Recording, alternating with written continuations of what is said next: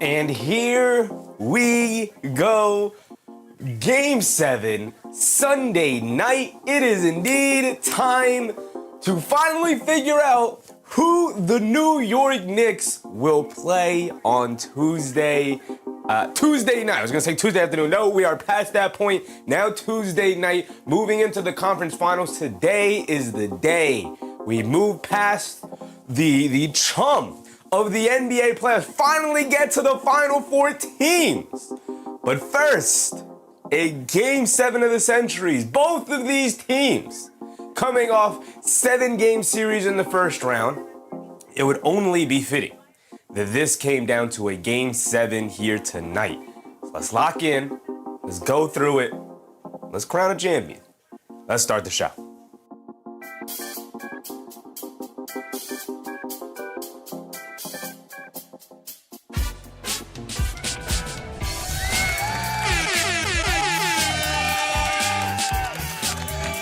It is game 7, y'all. Game 7 is upon us. Game 7 in the second round, our only second round series to make it all the way to 7 games. Yes, the Minnesota-San Antonio series did technically go to 6 games, but that definitely didn't feel like a 6-game series. The way the Knicks in the first round against the Atlanta Hawks did not feel like a 6-game series. Probably the only reason Minnesota ended up winning that second game in game 4 to tie it up at 2 games apiece was because of obviously Victor Wembanyama throws the elbow and gets ejected. If he plays, that series is likely over in 5. And so these two teams, battle of the mid, trying to just get out of the second round for the first time in decades for both of these teams. Well, Cleveland, not necessarily a decade. They made it to the finals in 17, 18, LeBron's last year, obviously, with Cleveland. But their first conference finals without LeBron James, of course, it would have come here tonight in decades. If they do end up winning and advancing, I have a tough time. Maybe I shouldn't say it is definitively a tough time. I have a tough time deciding between these two teams. Who is the better team? I have a tough time trying to pick who I think is going to end up winning tonight. Because when Cleveland wins, they look like demonstrably the best team in the series. And then when Detroit wins, they look like demonstrably the best team in the series. And so, like I said, it's only fitting that it comes down to a game 7 because these two teams have felt pretty evenly matched, even though when one team wins, it feels like they definitely were the team that was supposed to win the series. So, let's lock in. I would give Detroit the edge. They are at home. We talked about Cleveland being winless on the road. They didn't win the last time they were in Detroit, but that followed a Detroit collapse in game 5. That I don't think you could rely on again here tonight, but I don't also think it's out of the realm of possibility considering that the turnover issues that this team has suffered with. Although the Cleveland Cavaliers have also dealt with their own fair share of turnover issues. So again, these two teams feel pretty evenly matched. A battle of styles for sure, and a winner will be crowned here today. Let's lock in, everybody. Suns Jen, what's up, Suns Jen? Young On, what's up, Young? Hope it goes to triple overtime. That'd be a fun time for sure. CEO King, considering there are no other games on here tonight, I'll take it. Justice Dad said Prime got so lucky buying the possible game 7. I mean, it is what it is, right? Raymond, what's up, Raymond? Cleveland may fool us all. Yeah, it's hard to have trust in Cleveland. I have no trust in Cleveland. I've said this since the playoffs. I've said this. And we've all said this since Donovan Mitchell got there, especially since they traded for James Harden coming into the playoffs after the first round. Probably should have lost to that Toronto Raptors team. And then here, making it to a game 7 against Detroit is already pretty fantastic for them, for what their expectations that the world has for them. I know they feel like, well, what are our expectations to win a championship? I can tell you right now, Cleveland ain't winning the championship if they do even win here tonight and make it to the Final Four. But we'll see. Crazier things have happened. Joseph, what's up, Joseph? Muhammad, what's up, Muhammad? Pistons winning. Cavs don't have a great history of making it to the finals without LeBron. I'm pretty sure they don't have any history of making it to the finals without LeBron. I could be wrong. Maybe they got one. I can't. Off the top of my head, I feel like it's none. Lorenzo, what's up, Lorenzo? Detroit, here we go. Raymond, what's up, Raymond? TT in the morning, what's up, TT in the morning? Mid, come on, don't do us like that. Well, hey man, don't have to play 2 7-game series in the first 2 rounds. And I wouldn't have to be in a position to call you mid. You wouldn't be mid if you had just dispatched of Orlando the way you should have and not have only probably won that series because Franz got hurt. And then be in a 7-game series with the Cleveland Cavaliers team that nobody in the NBA world outside of Cavs fans and probably even Cavs fans don't trust. Nobody trusts this Cavs team, and yet you're in a dogfight with them in a 7-game series. I can't. I want to call you back. I mean, you're a 60-win regular season team. I had high expectations for you in the playoffs, and you've kind of let me down. We'll see. Jalen Duren started to get it going. We'll get into the game and talking about the different things, especially when we bring up the bingo card. But Detroit got some things going for them coming out of Game 6. So we'll see if that continues here today, especially being at home. Crazy, what's up, Crazy? Nixon 26 has a nice ring to it. It does indeed. It does indeed. Niall Dimitri, what's up, Niall? Appreciate everybody. Ty Eagles, what's up, Ty? Next victim awaits their fate, and we are waiting for you. The Knicks have been waiting for over a week at this point. The last time they played was last Sunday. The last time the New York Knicks played basketball was last Sunday. This series won't start until Tuesday. Mark, what's up, Mark? George Jones, doing too much. Appreciate you guys. Della Marie, what's up, Della Marie? Just Dad. Scomberg, what's up, Scomberg? Appreciate you, brother. Daniel Berry Sports. Caesar, what's up, Caesar? Michael Mack, of course. Appreciate you, brother. Miss Smart, Angel A. Wonder Woman, Ian Parkins. Boss Player, what's up, boss? Albert, what's up, Albert? Here we go. Ian said, I hope this game goes to triple overtime. Absolutely. Absolutely. T in the morning said, all right, Chevy, let's go, Pistons. Take care of business and put this series behind us. Yeah, and what a back and forth series it has been. What a back and forth series it has been. Win one, lose one has been the story of this series. I think that has 100% been the story of this series, right? I think then Cleveland come out and win game 1, and then the Pistons won, then Cleveland won, then Pistons won, right? Yeah, so game 1, the Pistons won. Game 2, the Pistons. Oh, that's right. They both won their games at home. So it started as 2-2, and then it was the Cavs winning, the Pistons winning. To force the game 7, and then here tonight, let's see what we get. The Detroit Pistons very much handled them in the previous game. They ended up winning by 19 points, but that game wasn't too particularly close. They like I said, mostly manhandled that team. The ESPN terrible matchup predictor and all the things that the analytics point to gives Detroit a 70% chance of winning this game. We'll see if it plays out that way. Derek Howell, what's up, Derek? Raymond said, today the Pistons will bite and scratch their way to win. Probably. Again, I have far more faith in this Pistons team than I do with this Cavs team. But the Cavs team has surprised me. I did not pick them. I did not expect them to make it all the way to a Game 7 against this Pistons team. So, in breaking it down, Johnson, what's up, Johnson? Who we got tonight? Who do we want to face? I guess we could say we would want to face the Cavs. Again, I don't trust the Cavs, so of course I'd want to play the Cavs. But I think the Knicks are winning either way. It's just going to be a more difficult path that you have to go through Detroit. Good team. Good team. Papa Becky, what's up, Becky? Pistons will win on the road. We need them. Let's go, Knicks. Well, it is in Detroit today, so they are the home team. So they do have that advantage. Jagged Terrier with the Jagged. Pistons will give the Cavs cat scratch fever.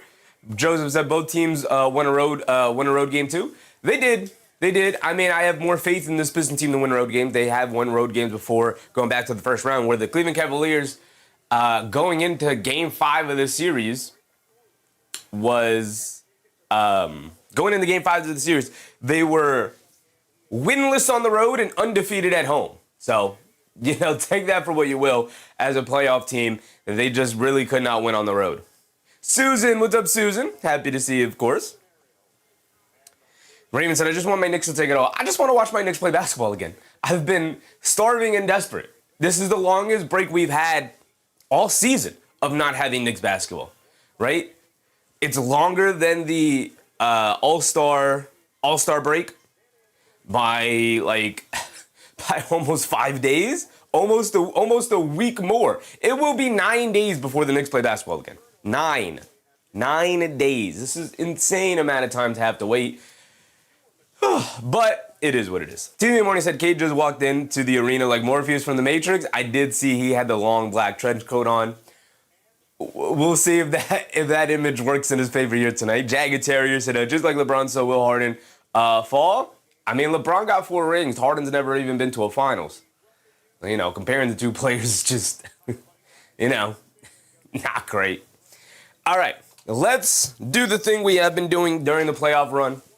Because, like I said, it's Game 7. We know how these two teams match up. We don't have to go through an elaborate pregame breakdown of the rotations because we know who's playing likely, unless the coaching staff is going to pull a fast one and throw in a couple of guys we've barely seen. We didn't see Jalen Tyson. We haven't seen Keon Ellis in a couple of games for the Cavs. As far as Detroit goes, they're leaning more into Paul Reed, less into Isaiah Stewart. We'll see how the matchups play out here today. Let's go through our bingo card here. We have Tobias Harris for 15, Cade for 30. How these two guys ended up right next to each other, not entirely sure. Again, these bingo cards are mostly put together through random. Like, I go through it, I'm like blindly just like, that guy will go there, this guy will go here, that guy will go there.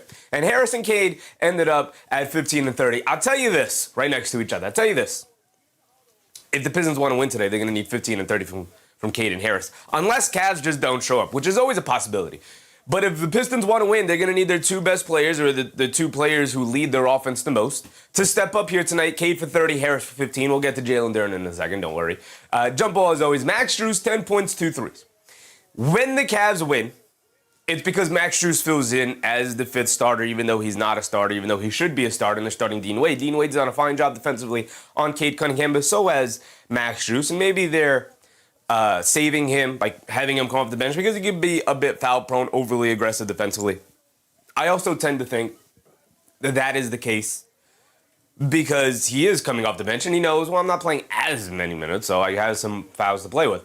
But 10 points, 2 threes. When he's hitting his threes, when he's scoring points off the bench for them, Cavs can kind of fill in offensively where either Mitchell or Harden, because they rarely play well together at the exact same time, start to let the team down a bit. So Max Strus steps up there to lift all the ships. Double-double. Robinson for 3 threes. Duncan Robinson missed the one game where you really saw his absence affect this Pistons team. Again, the only reliable shooter they have. They need Duncan Robinson out there. Not only do they need him out there, they need him knocking down threes. So 3 threes is definitely on the board here for the Detroit Pistons in terms of the things they absolutely need. Successful challenge, shot clock violation. Duren for 15. Let's talk about Jalen Duren for a second because he feels like he finally came out of his slump. A double-double in the previous game for Jalen Duren. Got up to 15 points. Started to look at least a little bit like the Jalen Duren that we saw in the regular season. And if that guy makes an appearance here today, the Pistons should win in a similar fashion that they did in Game 6. Not necessarily a full blowout, but definitely leading majority of the time and pulling away at the very end there.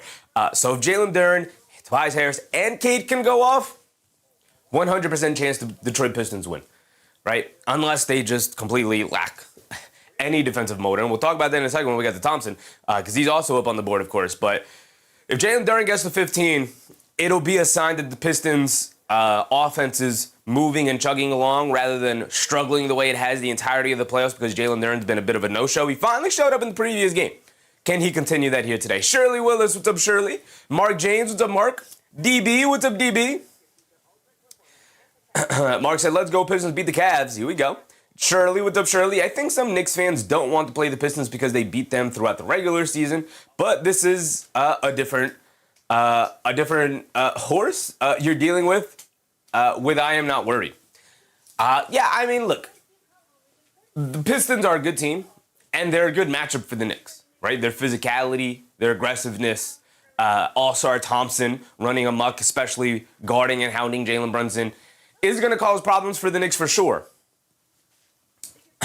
I will say Duren missed 2 of the 3 matchups, and if there's anybody the Knicks would look to attack defensively, especially in open space, it would be Jalen Duren. So that probably benefited the Pistons. Although, look, the Pistons just smacked the Knicks around in the regular season. They weren't even close games. So, Mr. Winters, what's up, Winters? Robert Clank, what's up, Rob? Spaced Out, what's up, Spaced Out? So I think Knicks fans who don't want to play the Pistons have a very good reason to do so. But like you said, Shirley, this is not the same Knicks team that we saw throughout the regular season, and particularly not the same Knicks team, and also not the same Pistons team that we saw play against each other in the regular season. Again, I pointed it out before. I'll point it out again. The 3 victories that the Pistons had against the Knicks are very legitimate, obvious victories. I'm not trying to take anything away. My guy, Mike Hirsch, already contributing. Appreciate you, brother, for your generosity. Thank you for that, big dog. What's up, Mike Hirsch? Speaking of, appreciate you, brother. Felipe, what's up, Felipe? What's up? Just Donovan Mitchell to get a chance at the conference finals. This would be his first win in his career. He's going to have to step up. Chi-Chi, what's up, Chi-Chi? Mike said, hit that like button, everybody. Appreciate you, brother. Subscribe if you haven't already. Appreciate you, Mike. Chi-Chi said, the only reason as of why I'm rooting for the Cavs is because I want home court advantage, but it doesn't matter. We smacking whoever gets in our way. Yes, sir, Chi-Chi. Yes, sir. That's got to be the mentality for sure. And you guys know my mentality when going into any playoff series for my team. Knicks in 4 until proven otherwise. Prove me otherwise. Prove me otherwise. It's Knicks in 4. Derek Young, what's up, Derek Young? Tay Cowboys, what's up, Tay? Okay. What are we talking about? Jalen Duren. If Jalen Duren comes in here today the same way he did for Game 6, Pistons should win in a runaway. They should. We'll see. Goaltend, any player for 3 blocks. Jared Allen, 15 and 8. Jared Allen, he's going to have to contribute. He's going to have to make his presence felt. He contributed. You look at the stats. I think he ended up with like 13 and 7, or 13 and 8, 13 and 9, whatever it was. He didn't get 15 and 8, I'll tell you that. But he was close to it. But you didn't really feel his presence out there. And they're going to need to feel his presence here tonight, especially if Jalen Duren seems to be finding his groove here. Ruzande, what's up, Ruzande? Remember when they played the Knicks were undermanned, and that was then, and this is now. Let's go Knicks. Yeah, we've already litigated the Pistons-Knicks matchup, which, by the way, might not happen. We'll see if the Cavs are going to be able to pull off a victory, if the Pistons will. We'll see. Then we'll talk about it. But, Mark, what's up, Mark? But first, neither of the teams were fully healthy when going up against each other during the regular season. So, you know, most of the time you throw those regular season matchups out the window once you get this far into the playoffs anyway. But for sure, those series in the regular season, we'll throw them out the window. Susan said the problem with James Harden is a no-show in Game 6 and 7. Game 1 through 5, he shows up. So has to get to talk with his game tonight to get the reputation to his name for sure. Darnell, what's up, Darnell? Hope you're doing well, brother. Hope you're doing well. The whole family is here to see who faces the Knicks. Absolutely, absolutely, Darnell. We got to know. We've got to know. Not only have our Knicks not played basketball in well over a week, well, will be well over a week. It's now been a week since they played basketball. But we have yet to know and figure out who we're going to be playing, obviously. We're left in the dark. Nick Yak, what's up, Yak? If Cleveland just plays decent, they have a chance to, they have a great chance. Yeah. No, I don't think decent's going to get it done. I think you have to play well. I don't think you have to play great. I think you have to play well. And maybe we're saying the same thing. Maybe I'm being semantical with the wording. But I think we're on the same page where, like, they don't have to play a perfect game. They don't have to play great. I think they have to play well. DV said, I kind of want Detroit to shut their fans up. I mean, their fans should shut up if they lose to Cleveland. They should. Chichi said, sorry, but I refuse to believe washed-up Tobias is the difference maker in this game. I mean, he's been shown he's not washed up. Roger G-Wall, what's up, Roger? Daniels, what's up, Daniels? Freeway Hustler, what's up, Freeway? Gisardo, crazy name, brother, appreciate you. Cindy Nevins, what's up, Cindy? Amy Machua, what's up, Amy? It's so long, I almost forgot it was the NBA playoff season. I mean, I've been trying to survive off of Knicks highlights during the first 2 rounds. Heck, even went back to last year's matchup against the Celtics and watched those highlights. I've been fiending for some Knicks basketball. PK, what's up, PK? Edwin Cruz, what's up, Edwin? Mike Hirsch said, Cleveland needs to hit their shots and not get way behind, for sure. Detroit tends to fold in the fourth quarter. If Pistons have a huge lead, they'll likely hold on to win. We'll see. We'll see. This Pistons team, you know, is a never-say-die attitude. So even if they're down double digits in the fourth quarter, I don't fully trust their ability to, you know, put together big offensive runs, but they could definitely have their defense lead the offense and have big offensive runs. Look, if there's any player I trust over the other ones, it's going to be Cade Cunningham over Mitchell over Harden here tonight. So that's why I'm leaning towards Detroit winning, but if you ask me my preference, obviously, I think Cleveland is the least trustable team, so as a Knicks fan, I'd want to play Cleveland in the next round, but we'll see how it plays out. Jason, what's up, Jason? Angel said, what's up, everyone? Cavs, Pistons, and New York Knicks fans, let's go. Absolutely. Absolutely. Jason said, it is a monumental game for Cade. Yes, indeed it is. Yes, indeed it is. All right. They're going through starting lineups. Let's finish out our bingo card here. Merrill for 3 threes off the bench. They need somebody other than Strus to step up off the bench. Strus, he's supposed to be their center. He missed 3/4 of the season with injury. Ozahar, Stir Show, Lana Monis. Appreciate you, brother.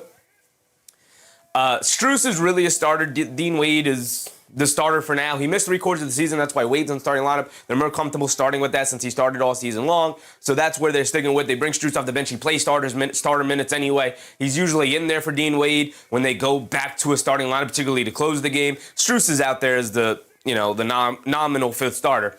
But Merrill off the bench is like truly a backup player for them. They're going to need somebody to step up. I always look at Sam Merrill. His three-point shooting is huge for this team. He's going to have to heave away threes because he's going to get playing time, and he's not a very good defensive player. So in order to counteract his defensive woes, one, he could take charges and just play hard, and that's always great. But you got to knock down threes to mitigate your defensive impact. Travel, triple-double, tech foul. All normal things we have at the bingo card. James Harden, the Game 7, 25-point game. Can you show up tonight, big dog? Tonight is the night to rewrite your reputation. It's not going to completely rewrite it because, boy, oh boy, do you have some no-shows in your career.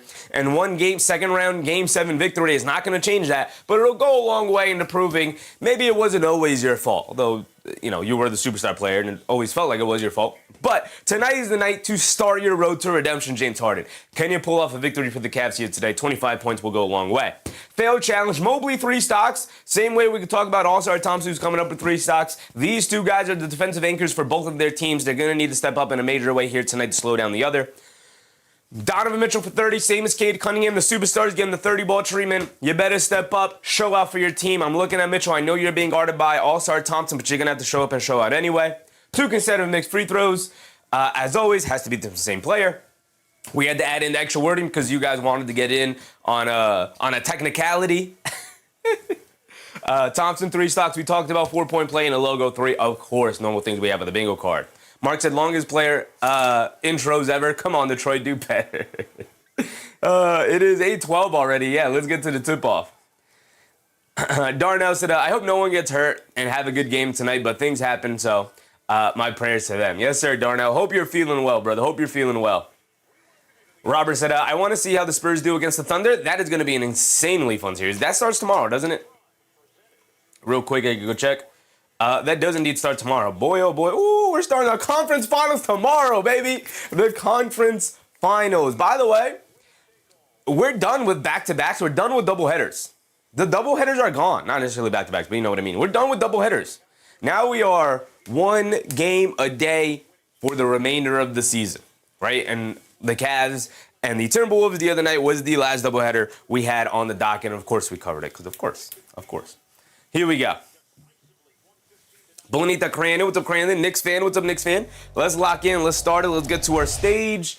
Here we go, boom, boom, boom, boom. Again, we talked about matchup predictor, 70-30. We'll see how it plays out. ESPN matchup predictor is based off of analytics. The computer spits out a number. This is what the computer's saying. We'll see if that plays out in real life. Spark, what's up, Spark? So pumped for the Spurs Thunder. That's going to be an incredibly fun series. I can't wait. The Thunder have not been involved in fun series so far during their playoff run. They've had very easy opponents. That's what you get when you're the 1 seed. Unless you're the Detroit Pistons, you have to go to 2 Game 7s in order to win in the first 2 series.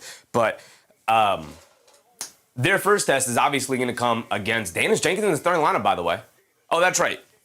Duncan Robinson coming off the bench. That is correct. Here we go. Tip off.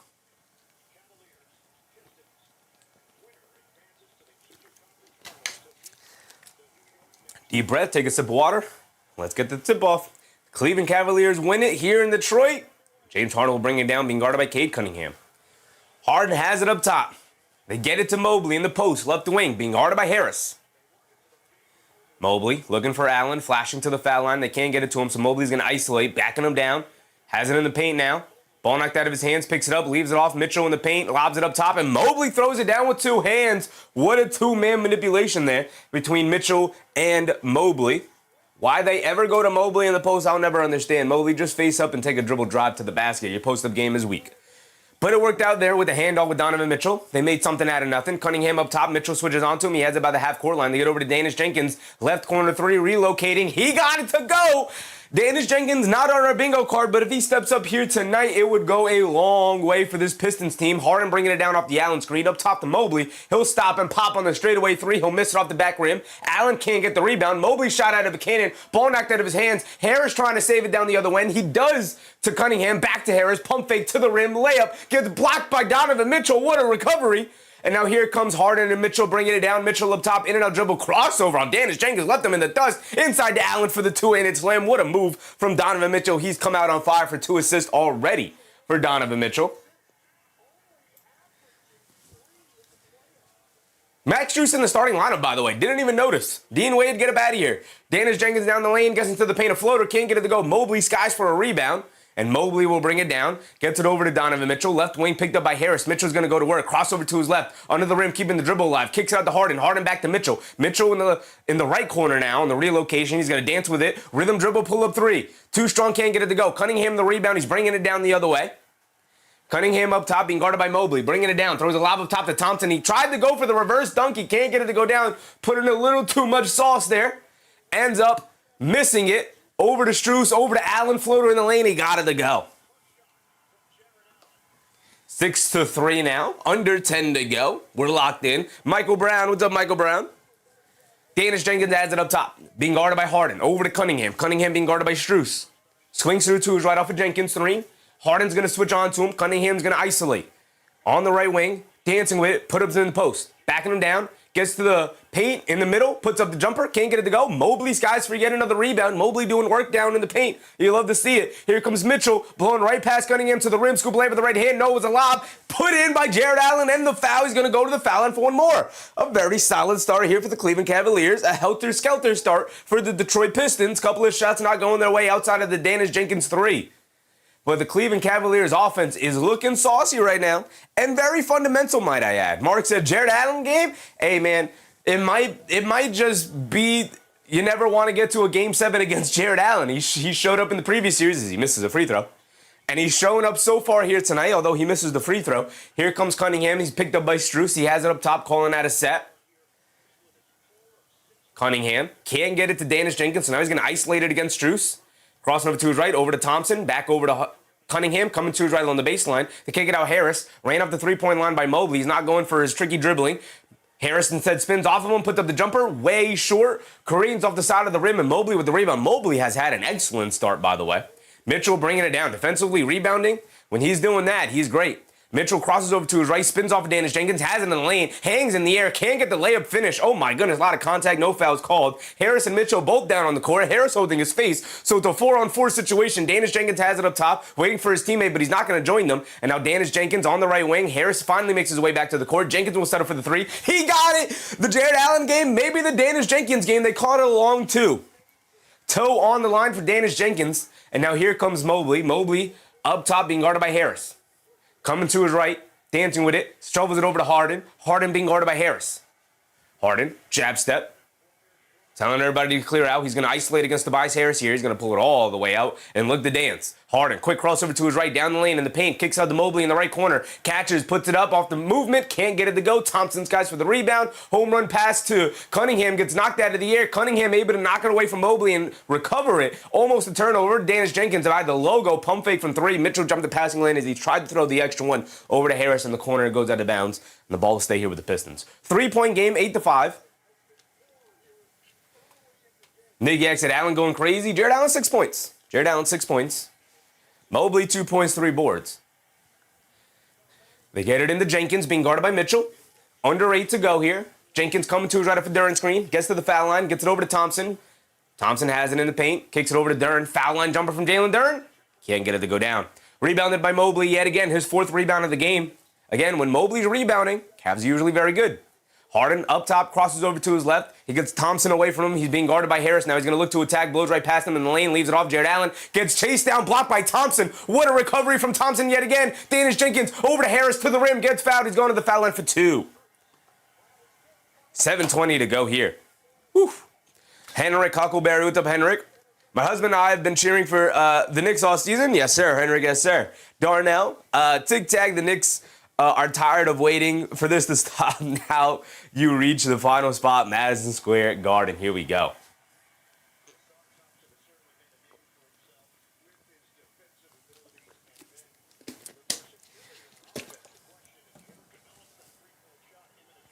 Mark said, I want the Cavs because I want home court. As Harris misses a free throw as well. They changed the Danish Jenkins 2 to a 3. They gave him 6 points now. I guess they did. Danish Jenkins up to 6 points. They did indeed change it. He's got 6 points now, Danish Jenkins. Also, why does ESPN keep changing my screen here? Come on, ESPN. Harris does knock down the second free throw. So it's a 1-point game. Back and forth these two teams go. Harden will bring it down. 7:20 to go in this first quarter. Pivotal game 7, winner go home. Harden coming to his right up the Mobley screen. Harden has it up top, waving everybody away. He's trying to get it to Strus, coming off the screen. He can't. Harden's going to dance with it now. Rhythm dribble, sidestep 3 over Harris. Harden can't get it to go. Loose ball knocked away from Jared Allen. Strus picks it up. Over to Mobley, back to Strus. Left wing 3 for Max Strus. He comes up short, can't get it to go. Allen an offensive rebound to kick it out to Mobley. Mobley, back to Strus, wide open. Left wing 3 from him. Can't get it to go. Still 3 straight missed threes for the Cleveland Cavaliers on that possession there. It's not how you're going to win a basketball game. Here comes Tobias Harris bringing it down, gets it over to Duren. Duren up top in the high post, being guarded by Mobley, directing traffic, trying to get it to Cunningham. He can, gets it out to Harris. Harris coming to his left, step back, straightaway 3 for Harris. He can't get it to go. Battle for the rebound. Thompson knocks it out of bounds. It's going to go to the Cavs. And we're going to get our first stoppage of the game with 6:30 to go here in the first quarter. It's 8-7. It's been a back and forth affair so far here tonight. Neither team able to grab too much of an advantage here. Mark said Max sucks. Max is the linchpin of this Cavs team. When Max Strus plays well, this Cavs team hits their potential, especially offensively, but even defensively. But the thing with Max Strus is part of the reason why he's no longer on the Miami Heat. He's just incredibly inconsistent. Some nights he has it, some nights he doesn't.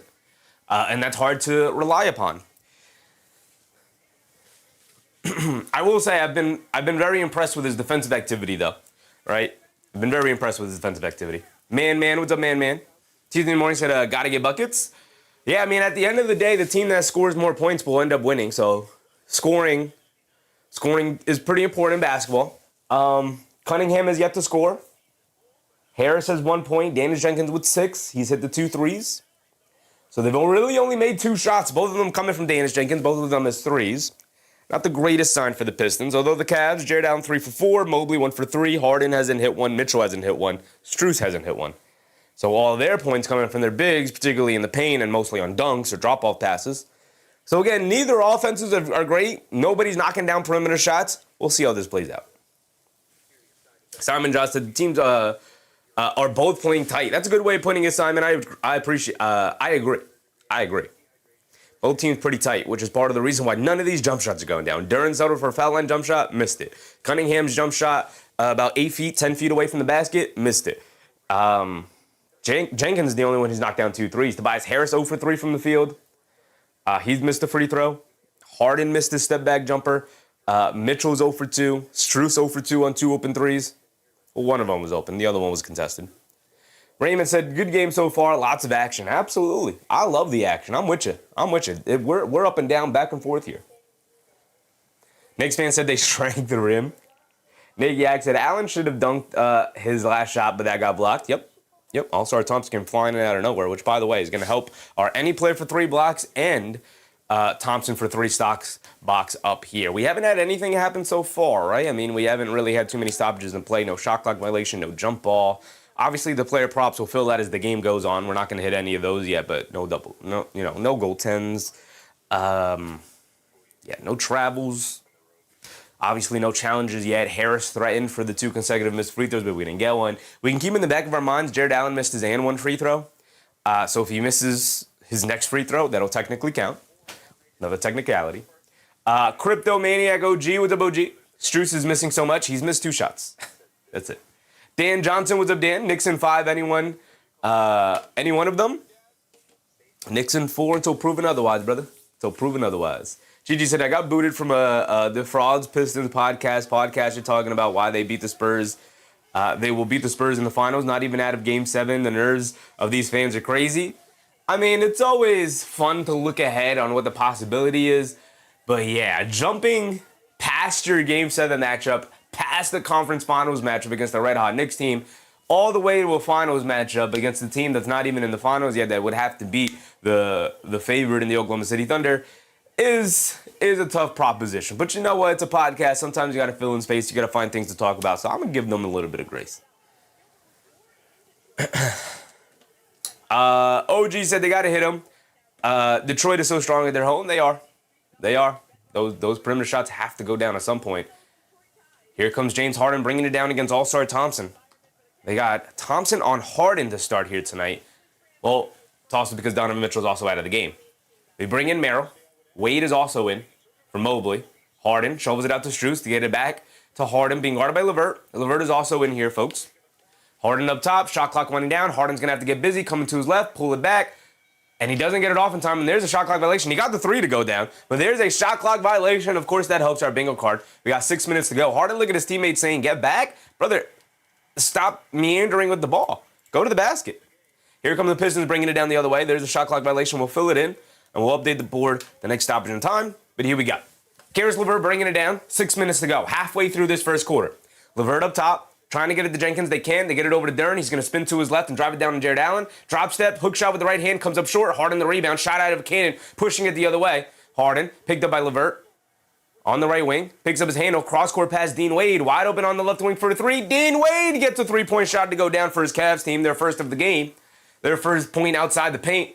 And now here comes LeVert bringing it down. LeVert gets it up top to Duren. Duren being guarded by Jared Allen. Jared Allen doing a great job providing pressure on him out on the perimeter. Duren blows past him down in the paint, throws up the floater, got it to go off glass. A little too aggressive there for Jared Allen. Allowed him to blow right past him. Good move from Jalen Duren to stay solid, stay calm in that situation, get past the defender, knock down a floater in the lane. Harden coming off a screen to get rid of Thompson. They're liberally switching here. Harden being guarded by LeVert now. He puts up the jumper, gets fouled. Is that 3 threes? Or is that a foul on the floor? Are we getting a swing-through move? Because he did kind of go up. LeVert getting caught with his hand in the cookie jar there. And that's going to be 3 free throws or side out of bounds here? Looks like side out of bounds. Good. Good. Don't want to... I would hate to reward free throws for that nonsense that Harden threw up there. Jared Allen has it up top. Pass fake, over the top pass to Strus, inside to Dean Wade, going up, gets the layup to go. Dean Wade, after being a complete non-factor in the starting lineup offensively, has quickly scored 5 points here coming off the bench. Dean Wade guarding LeVert up top. They get it over to Dennis Jenkins. Wade will switch on to him. Jenkins is going to dance with it. He's had to touch here today. Step back 3 from him. Too strong off the back rim, can't get it to go. Bounces on the rim a second at a time. Forces Jared Allen to miss time. His setup there for the rebound, and Jalen Duren able to sneak in there easily for the rebound and layup. They jump Jared Allen's handle. LeVert knocks the ball loose. LeVert out on the break now. Euro in the paint. Floater off glass. Got it to go past Merrill. And defense leading the offense here for the Detroit Pistons. And Kenny Atkinson very upset about something. But his Cavs team just a little too soft. A little too soft. I think he was mad at the Jalen Duren drive. No, Jared Allen just slipped there. Nothing there on the Jalen Duren drive. Oh, he's mad, I think, on the Jalen Duren rebound, pushing Jared Allen under the rim. But that's just Jared Allen needing to get his weight up. That is something he has struggled with his entire career. And that's what I thought Jalen Duren was going to do to him all series long. But instead,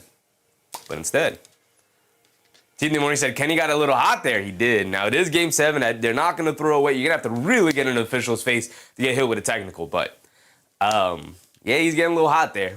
Again, Jalen Duren, they showed the replay, the last 2 buckets he scored. One of them was driving right past Jared Allen. Jared Allen slipped on the court and fell. That's why Duren was able to I thought maybe there was a hook there. There wasn't a hook there. Allen just slipped and fell. Duren just too big, too strong, getting around him there. And then Allen lost his footing. And then the other one on the offensive rebound and putback off the Dennis Jenkins missed 3. Almost got the friendly bounce. Bounced on the rim a second time. Jared Allen did not properly time that, because how could you really? And so was maybe not as centered in his box out against Jalen Duren. Jalen Duren then kind of gives him a little shove under the rim and then able to grab the rebound and put back. But that, again, that's just Jalen Duren. That's just Jared Allen not being big and strong enough in the paint. He's got 1 rebound. Mobley out of the game now, who was rebounding the heck out of the ball. He's going to have to be better. Detroit boy, what's up, Detroit boy? I hate that James Harden foul. I do too. Spaced out, what's up, spaced out? What a game so far. It is back and forth. We love those. Raymond said, Duren is pushing off under the basket. I mean, this is just playoff basketball, brother. It's a contact sport. Get your weight up. We've talked about this with Jared Allen all the time. Get your weight up. Box him out. You're going to have to rebound over Jared Duren. Like, I'm sorry. That's not a foul on Duren. Duren is bullying you out of the paint. Be stronger than that. Get better positioning. Do what you got to do. Push back. I don't know. Push back if he's pushing you. OG said, I don't know why, but I think the refs are in favor of the host. Like I'm observing it for months. What do you mean? Like the home team? I mean, that's kind of been a thing in sports for forever, that you get a little bit of a friendly or a whistle when you're at home. But I don't think the refs are in favor of either side. Nick Yak said, to only be tied, Kenny should be mad at his team. So many chances. Yeah, a lot of missed shots for this Cavs team. Christian Blaze, what's up, Christian? Duran better get a 20-point, 10-rebound game the way people are shooting. Yeah, there's bricks flying everywhere for sure. Duran with 4 and 2 so far here tonight. Lee Wei Shi, what's up, Lee Wei? Why are the top 2 scorers on the bench? Rest. This thing called rest in NBA basketball, although it is Game 7. If I were Donovan Mitchell and I was on the verge of hitting my first conference finals of my career, I'd be like, Coach, I'm giving you 48 tonight. Don't even think about subbing me out. Don't even think about it. Like, I don't know why players don't do that. Like, Donovan Mitchell's going to end up playing like 36 minutes tonight when he should be playing like 46 minutes tonight. But, you know, rotations and rest. And it's like, man, put your big boy pants on today. You're going to have to give me 45 or more, right? I get you out of there for a minute, for a quick breather, but you're going to have to get back out there. Relying on your bench units to consistently score. I know you got Harden out there, but I'm not trusting Harden in this situation. Max Strus will bring it down against full court pressure here. LeVert applying pressure in the backcourt. Strus coming to his left to get over to Jared Allen. High post being guarded by Isaiah Stewart is in the game. They swing it out to Merrill. Pump fakes. Left corner 3 for Merrill. He got it. Okay. The bench coming in to knock down perimeter shots here for the Cleveland Cavaliers. Duncan Robinson is coming to the game for the first time. We'll see if he can get going from the perimeter. LeVert has it up top. Danish Jenkins to the bench. Robinson in for him. LeVert up top. Gets it over to Cunningham. Being guarded by Wade. Coming to his left. Lean in, step back jumper. Got it to go for Cade. His first basket of the night. There you go. Sam Merrill will bring it down. Thompson applying full court pressure to Harden. So they get over to Merrill. He's going to drive it down over to Allen. Allen a floater over Stewart. Way off on that floater from Jared Allen.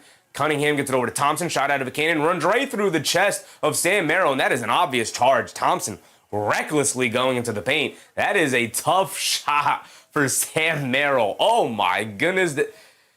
That looked like a car accident. My goodness. That is an obvious offensive foul on All-Star Thompson. Again, just wild and reckless. When you don't have an offensive game outside of the paint, these are the kind of things that happen. My goodness. My goodness. That is a wildly reckless play from All-Star Thompson. Keenahara, what's up, Keenahara? The Tibbs argument, but see, Game 7 is the time, not regular season, up 20 in the fourth quarter. Absolutely. There's a time and place to play a player, 45-plus minutes. Regular season? Probably not. Maybe occasionally for an important regular season game, sure. Regular season, not really. Playoffs? Yeah, absolutely. Come get these minutes, brother. You're staying out there. Harden off the handoff from Mobley. Down the lane, lefty layup. Got it to go for James Harden. Okay, Harden. Okay, getting in your bag, being active, staying involved. I see you. Cunningham up top being guarded by Wade. They get it out to Marcus Sasser's in the game for the first time. Mitchell's back in, by the way, in the corner to LeVert, being guarded by Harden. Harden does a good job not giving him space to shoot the 3. He's going to drive it instead. In the paint, loses the hand on the ball. LeVert dives onto the floor for it. Saves it out to Cunningham somehow. Shot clock winding down. Pump fake, puts up the 3. Throws up an air ball. And that will be a shot clock violation. We already have that filled in. Ludell Wesley. What's up, Wesley? Sasser time. He is in the game. He's a nice offensive punch for a team that desperately needs offensive punches. He can get it going in a hurry. Here comes Mobley bringing it down. Under 3 to go. 18-15. Back and forth the two teams go. Mobley tried to throw a backdoor pass. It hits the leg of some Piston. There were 3 Pistons in the vicinity. Goes out of bounds. It'll stay here with the Cavs. 2:45 to go. Dennis Schroeder trying to check in. They're going to tell him to wait. Greg Williams. What's up, Greg? So Harden will inbound it here. Chef Nick. What's up, Chef? Harden gets it into Mobley, coming to his left, being guarded by Stewart. Mobley driving to his right on Stewart, kicks it out to Merrill. He's going to pump fake. He's going to sidestep through, throw up a fall-away three, a terrible shot. Wade picks up the loose ball, out to Mobley. Shot clock winding down. Mobley gets it up, and Mobley gets it to go as the shot clock expires. As Amazon buffers, but okay, we're back in. There we go. Thank goodness. 6-point lead for the Cleveland Cavaliers on back-to-back three-point makes, 21-15. Cunningham in and out dribble, blows past Harden, has it along the baseline, throws up the floater, got it to go over Mobley. Tough shot for Cade Cunningham. Now here comes Harden bringing it down. Harden on the left wing being guarded by Duncan Robinson. Harden's going to dance with it. Harden against Robinson, coming to his right, leans in, pump fake, gets him in the air, gets the foul. He's going to the foul line for two. That's just James Harden getting into his bag.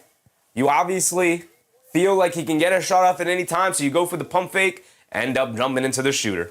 2 free throws here for James Harden. We are under 2 to go here in this first quarter. About 2 minutes to go here in this first quarter. Relic, what's up, Relic? Give me anybody. No one can phase the Knicks. We'll see. Harden misses a free throw. All these missed free throws already tonight. Both sides missing free throws. Harris missed one. Allen missed one. Now Harden misses one. T in the morning said, I knew Duncan was about to pick up that foul. Yeah, against Harden? Yeah. He's got him wrapped around his finger, James Harden does. He sees Duncan Robinson on the court, and he starts licking his lips. Harden does knock down the second free throw. 5-point game, 22-17 so far here in this first quarter. We are now under 2 minutes to go in the first quarter, and Cunningham will bring it down against Wade. Coming off 2 screens. Mitchell switched on to him. Cunningham in the paint, kicks in the corner. Robinson has some space, throws up the three over Harden. Can't get it to go, but a foul is called on James Harden. We're going to get 3 free throws for Duncan Robinson. So you give it, then you take it, James Harden. You give it, then you take it. Harden arguing he didn't foul. See the replay on it. Harden doesn't go for the pump fake. And then he's got his left hand on his body. Harden, get your hand off of him. He's shooting a 3. It's a foul, brother. It's a foul.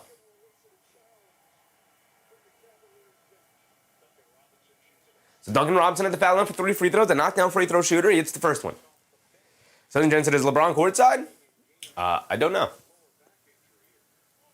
Is he suited up? He could help this Cavs team. Get back out there, Bron. Get back out there. Just that said this game is in Detroit. It is in Detroit. LeBron got Detroit money. He can go to Detroit and watch a game courtside. I don't think he is. They haven't shown him. If LeBron was in the building, you'd think that the broadcast would have shown him by now.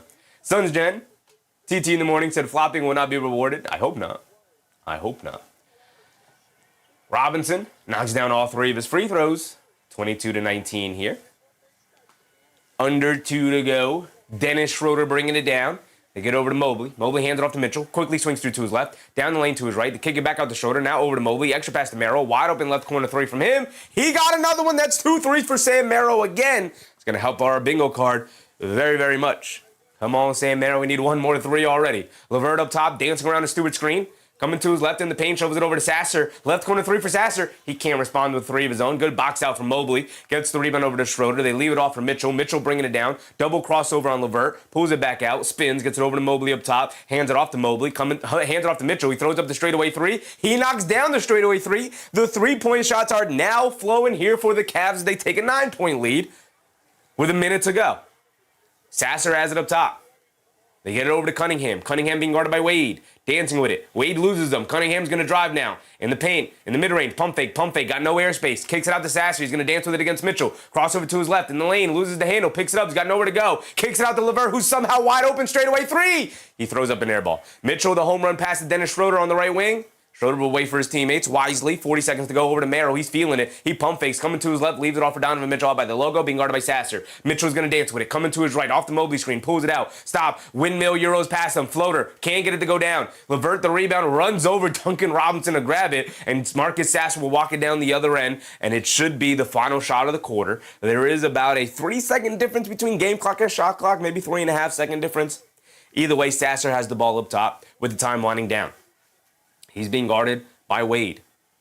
Not a good matchup here. Let's see if Sasser can cook. Settles for the step back jumper. He got it to go.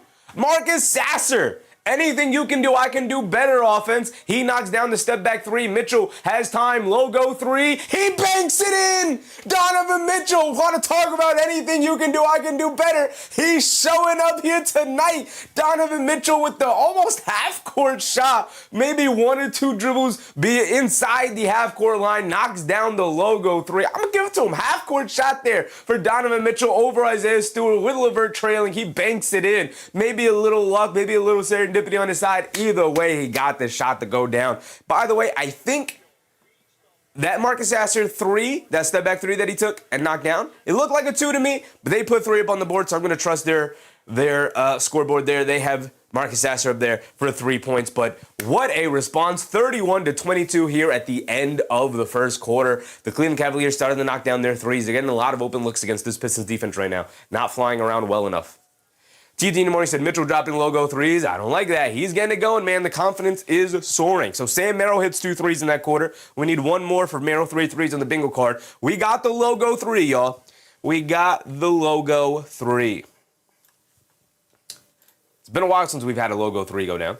And that is a legitimate logo three. Sometimes I'm very generous with what a logo three is. It's really just a stand-in for a deep three, but it sounds better and looks better on the bingo card. But that one is a legitimate logo three. Let's fill that in. Let's fill that in. KS gets an OG hamstring nice and healthy. That's what he said. I'll take his word for it. Kwame Robertson, what's up, Kwame? Knicks might just get home court. We will see. We will see.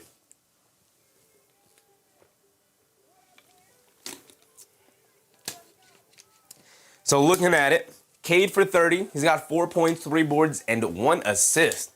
So they're taking away a lot of his playmaking, which is always the number one thing I say if you're going to take anything away from Cade Cunningham. He's going to shoot some shots. He's going to have the ball in his hands majority of the time because, again, he's their lone ball handler. He's their best player, obviously. So you want to keep him as a scorer.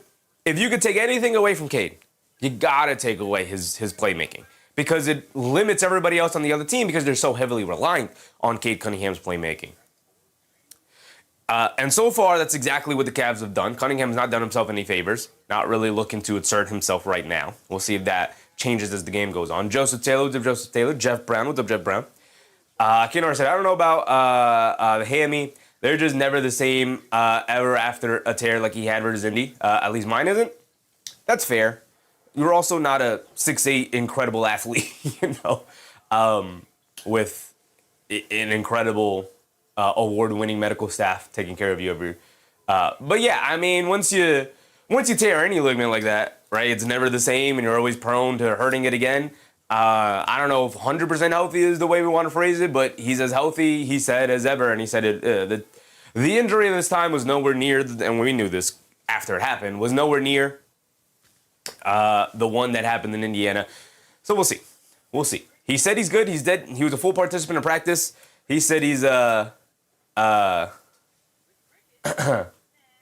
said he was a full participant in practice. He said he's been sprinting, running, jumping, doing all the things, and he said he feels fine. So like I said, I take him at his word for it. I don't know if it's true, but if he said it, okay, I'll take your word for it. Abigail with the Abigail. You know, I said, well, yeah, but he's putting more stress on it than I am. Very true. Very true. Way more stress. Hopefully it holds up, man. Hopefully it holds up. KS gets it. I wish I had billionaires doctors. I think we all do. Here we go. Start of the second quarter. Cade Cunningham bringing it down against Wade. They get over to Robinson off the curling action. Throws up the floater. Gets the friendly bounces. He gets it to drop down.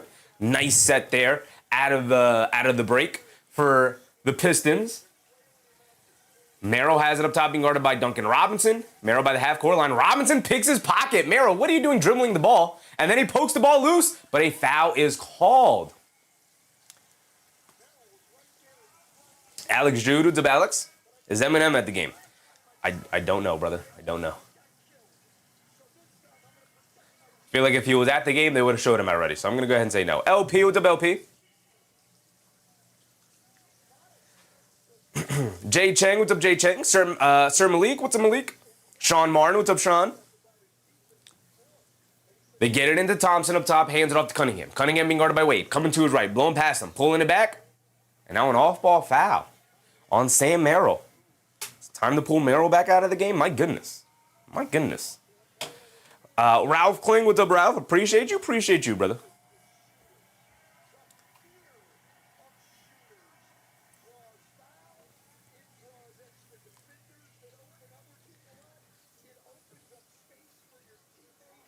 Nick Yak said weak foul. I agree. Those last two calls, pretty weak. The refs trying to assert some control here tonight. They get over to Robinson, curling off the screen. Schroeder does a good job cutting off the airspace. Back to Cunningham. He's going to look to drive it to the rim. Layup. Got it to go past Dean Wade. Just putting his head down, going to the basket, and the layup over him. Tough, strong move from Cade Cunningham there. Back-to-back buckets. Cut it back to 6. Or 5. Mitchell, in and out dribble, blowing past the defense, gets the scoop layup past Paul Reed. That's the thing with Paul Reed. He's a good positional defender, but not the greatest shot blocker, not the greatest rim protector in the world. Thompson down the lane, throws with the floater off glass. Looked like maybe Mobley got a piece of it on a block and gets knocked out of bounds by Paul Reed. It's going to go back to the Cavs. Great defense from Mobley and the Cavs there. A1 video. What's up, A1? Schroeder gets it up top. Mobley on the pick and pop 3. Is he feeling it like that? Off the back rim, out to Wade, over to Mitchell, left wing 3 in the relocation. He can't get it to go. Mobley, the offensive rebound, trying to bully his way in the paint, gets the foul, and Paul Reed is going to the foul line for 2. Evan Mobley has had a phenomenal start to this game here tonight. Oh my goodness. Malik, what's up, Malik? Freeway Hustle, what's up, Freeway? Hate Detroit, but they are tough. This is going to go down to the last possession, I think. Yeah, I don't see the Pistons fading as the game goes on unless the Cavs have a huge offensive avalanche here and just start raining down threes, which is possible for this Cavs team. Curtis Payne, what's up, Curtis? Corvus, what's up, Corvus? The kitchen is hot. It is indeed heating up. Mobley knocks down the first free throw. He's got 5 rebounds, Mobley. He is working his butt off in the paint here tonight. Wesley. All these offensive rebounds Cavs deserve to win. They are beating them up in the paint right now. Kenar said, suspect refs. Did someone say Foster? I don't know who the officials are tonight. Just looking at it, Scott Foster's not out there. I think the officiating's been mostly fine. They're allowing him to bang and pushing around down low. They get it to Cunningham up top. Mitchell going for the steal. He can't get it. Cunningham's going to isolate now. Tag him to his left. Step back. Foul line fall away over Mitchell. Too strong. Can't get it to go. Mobley yet another rebound. They get it out to Dennis Schroeder. Again, they threw out a couple of ticky-tack fouls just to keep control of the game so it doesn't get overly physical. Mitchell blows past Thompson inside to Mobley. Two-handed slam from Mobley. What a two-man game from Donovan Mitchell and Evan Mobley here tonight. Both of these guys absolutely hooping as they take a 10-point lead, 36-26 with under 10 minutes to go in this second quarter. B-ball, Paul Reed has it up top, and a little push foul from Donovan Mitchell. Raises his hands. I did push him off his mark. And the ball will stay here with the Pistons. Silly foul there from Mitchell, but not a detrimental foul. Rog D guy with the Brog. Spider looking dangerous tonight. Hopefully won't disappear in the second half. That is always a worry with a guy like Donovan Mitchell, and even James Harden as well. Also, even Mobley. User, what's up, User? Cunningham up top being guarded by Mitchell, coming to his right, tries to get the inside pass to Thompson, gets knocked out of the air by Mobley. Why Cunningham is throwing a pass in the vicinity of Evan Mobley, I won't know. But that is why that guy has as many turnovers as he does throughout the playoff run so far. Not a good decision there. Luckily, he got knocked out of bounds and it wasn't a steal. Cunningham gets it into Sasser. Again, they're looking for an offensive punch over to Robinson, right corner 3. Threw up the 3, can't get it to go. Battle for the rebound. B-ball, Paul going to pick up the offensive rebound. Paul Reed kicks it out to Marcus Sasser. Straightaway 3, he's wide open. Sasser can't deliver with it, and Mitchell picks up a foul. Thompson had a great positioning on him to get the offensive rebound, so Mitchell just grabbed him, and that's why that foul on Paul Reed is not a good one, because now, quickly, that's your second foul already.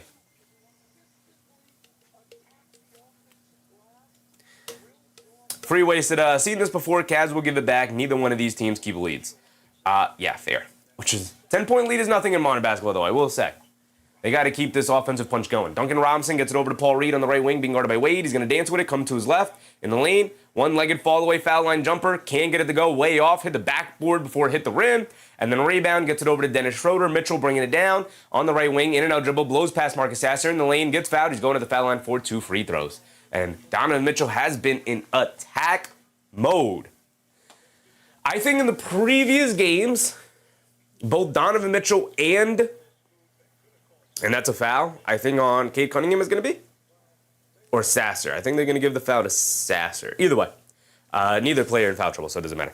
I think in previous games, one of my biggest, and you guys heard me go off on Donovan Mitchell in a previous game as well, one of my biggest complaints about both Harden and Mitchell is that they have been absolutely horrified as Mitchell misses a free throw. All these missed free throws here tonight. Mitchell and Harden have both been absolutely petrified of going against All-Star Thompson. And, like, to be fair, All-Star Thompson's an incredible defender. Probably the best perimeter defender in the NBA right now. But Mitchell and Harden were just petrified of All-Star Thompson. Like, if they were guarding me, I'm going to go stand in the corner and let the other guy cook. And you just can't play offense that way. Here tonight, Mitchell and Harden have not been afraid of Thompson.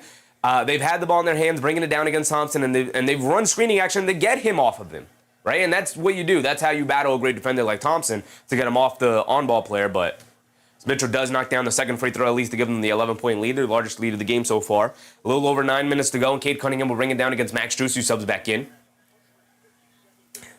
Cunningham hands it off to Harris, who also checks back in. Hands it off to Robinson. Now back to Cunningham. Coming to his right at the Paul Reed screen. Slips it to Paul Reed in the paint. Scoop layup gets swatted by Jared Allen. And now Mitchell gets it over to Strus. Over to Schroeder. On the right wing. Gets it to Allen. Back to Schroeder. In the corner. Pulls it back out. Paul Reed switched on to him. They're going to get it down low. Jared Allen in the post being guarded by Tobias Harris. Backing him down. Drop step in the lane. Gets fouled by Tobias Harris. He's going to the foul line for 2. And a lot of concessions being made here by the Pistons defense instead of even trying to make a play defensively. By the way, that block on Jared Allen, incredible block by Allen. But that is because Donovan Mitchell steps in to take a charge. Paul Reed wisely evades him and goes for the finger roll layup. If Donovan Mitchell doesn't step in there for a charge, Paul Reed can just go in there for a dunk, and there is no block. So shout out Donovan Mitchell as Jared Allen misses a free throw. All these missed free throws for the Cavs are going to come back to bite them in the butt, man. They should have at least a 15-point lead right now.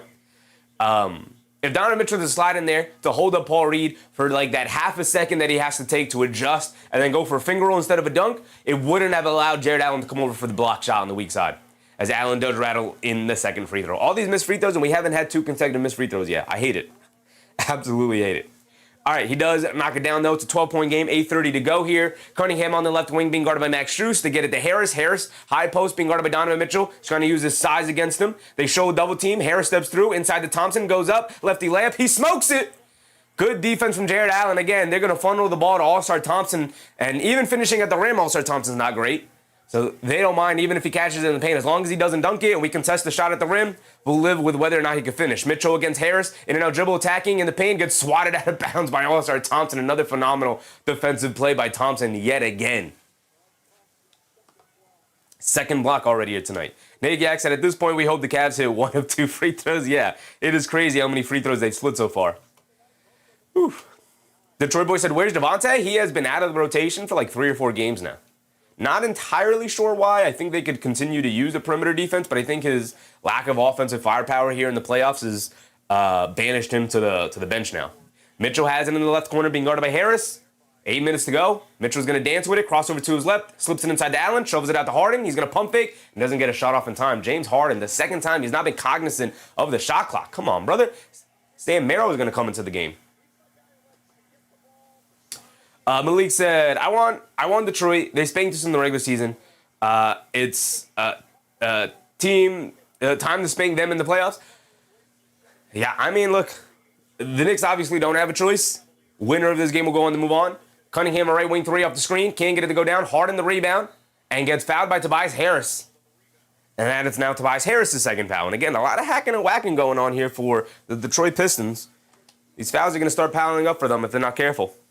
But the storylines will be there either way. The Knicks dominating the Cavs in previous playoff matchups. And then obviously what happened in the regular season this year, where Detroit spanked the Knicks in the regular season for sure, will come into play as part of the storyline in the playoff matchup. Dennis Schroeder bringing it down, out to Merrill, left corner 3 for Sam Merrill. Sam Merrill, his third 3 already, and it's a 15-point lead for the Cleveland Cavaliers. And the Detroit Pistons got to take time to talk about it. And you got to suspect that a lot of nerves are going to be flying around here for the Detroit Pistons, man. The Cleveland Cavaliers are no Orlando Magic, I'll tell you that. They have come out here firing away from 3, and it was not great to start the game, but they're starting to go down now. 15-point lead is not a huge lead in modern basketball. David, what's up, David? Not a huge lead in modern basketball. Troy Boy said he actually shot the three respectable this year. He did, but come playoff time, he was not playing well offensively. They might need his defense out there more than a couple of other things that they got going on, but JB Bickerstaff's banished him out of the rotation. Marcus Sasser's kind of taking his minutes here. Again, they need a little bit of offense. While their defense is a problem here tonight, they got 41 points, the Cavs do, with 7.5 to go here in the second quarter. Their defense is starting to become a problem. Javonte Green, the Pistons need offense, and Javonte Green's not necessarily giving you offense, but also maybe neither is Marcus Sasser at this point. So might as well go Green, who was part of your rotation. OG said Cavs need to focus on free throws. Yes, indeed they do. Yes, indeed they do. K. Hazy said Pistons are not playing smart defense. No, they are not. No, they are not. Raymond said, I told you the Pistons were going to hack and whack their way to this game. The fouls, nobody's in foul trouble right now, but they're going to start stacking up here. Like I said, a lot of concessions being made by this Pistons defense where if somebody has positioning on them or maybe has a shoulder past them, a lot of reaching in, a lot of just grabbing and being like, nah, I'll just take a foul here. And that's fine when you don't have any fouls or one foul as the game goes on. But again, they're going to start stacking up here. Tobias Harris now with 2. He's the only guy really in foul trouble. He's not really in foul trouble yet, but one more foul and he'll be there. He's 0 for 3 from the field tonight for 1 point. It's not great, obviously. Rog D guy said, smelling some home court. I mean, Pistons going to need the crowd on their side, and the crowd is starting to, I'm sure you could feel the nerves in that building as that last 3 from Sam Merrill goes down. By the way, Sam Merrill 3 threes already. That's up on the bingo card. We could fill that in. Freeway said, Detroit should have kept Schroeder and Hardaway. Beasley was obviously out of their control. Yeah. I mean, the Tim Hardaway Jr. one, definitely. Well, I get letting go of Tim Hardaway Jr. because I think they probably wanted a more reliable player, and I think Duncan Robinson is more reliable than Tim Hardaway Jr. But I also don't love Karis LeVert versus Tim Hardaway Jr. Tim Hardaway Jr. had more money. Maybe he didn't want to come back to the Pistons. Maybe I don't know what that negotiation period was like. Maybe they didn't want him back. Maybe they did. Who knows? But Dennis Schroeder, solid backup point guard. Not entirely sure why he was moved. It could also be the fact that, listen, Dennis Schroeder's moved around to a lot of different teams for a reason. I've heard interviews with plenty of former teammates with Dennis Schroeder, and they have been like, look, he's not a bad guy, but my goodness is he annoying, even when he's on your team. So I could see people being like, you know what, you were great, but people are starting to not like you a little bit. Let's get you out of the building. There's a reason why he's been on so many teams in so few seasons. So I get some of the decisions, but man, they definitely could use the ball handling here from Schroeder. They could definitely use the offense from Hardaway. It's looking rough. Keanar said, Detroit missing shooting? Yeah, called it early in the season, and he was right. I mean, it was obvious. I wasn't the only one saying, but yeah. Yeah, man. I mean, you could see it a mile away. You need shooting in the NBA to be a successful team. Everybody needs shooting. You can't win as LeVert fires up left corner 3. He knocks it down. Can LeVert provide the shooting? You need shooting. And they lost Beasley. They lost Hardaway. They lost Dennis Schroeder. They replaced him with a lot of unknown and unreliable players. Jared Allen down in the paint, gets the ball stripped out of his hands. Dennis Schroeder was pushing the pace off that made shot. We've got 7 minutes to go here. We're quickly approaching the halfway point. As good as Detroit's defense is, they're always going to be limited by their ability to put the ball in the basket, especially in half-court games. Harden, if you can keep them in the half court, you got a good chance. As Harden turns it over. James Harden, playoff Harden is definitely in full effect so far here tonight. And an offensive foul on Duncan Robinson, using the offhand to discard of Dennis Schroeder, hitting him in the face. Schroeder down on the court, selling it a little bit. He's like, oh man, that hurt so hard. Down on the court, peeked up real quick. It was like, go review. Oh, now he's laying on his back on the court? All right, brother. We don't got to sell it this much. Let's see the replay on it. He does slap him. That is like a legitimate, even with the backhand too, that's a legitimate slap from Duncan Robinson. I don't think it's anything but an inadvertent hit. It should be a common foul going the other way. I don't think it's a technical. I don't think it's a flagrant. It just, come on. I know the guy got hit in the face, but come on. Inadvertent contact. It is what it is. OG said he slapped him. He did slap him. Again, open palm, turned the hand the other way too to discard him and slapped him in the face. Regular, common offensive foul. The refs looked at it real quick and they were like, yeah, there's nothing there.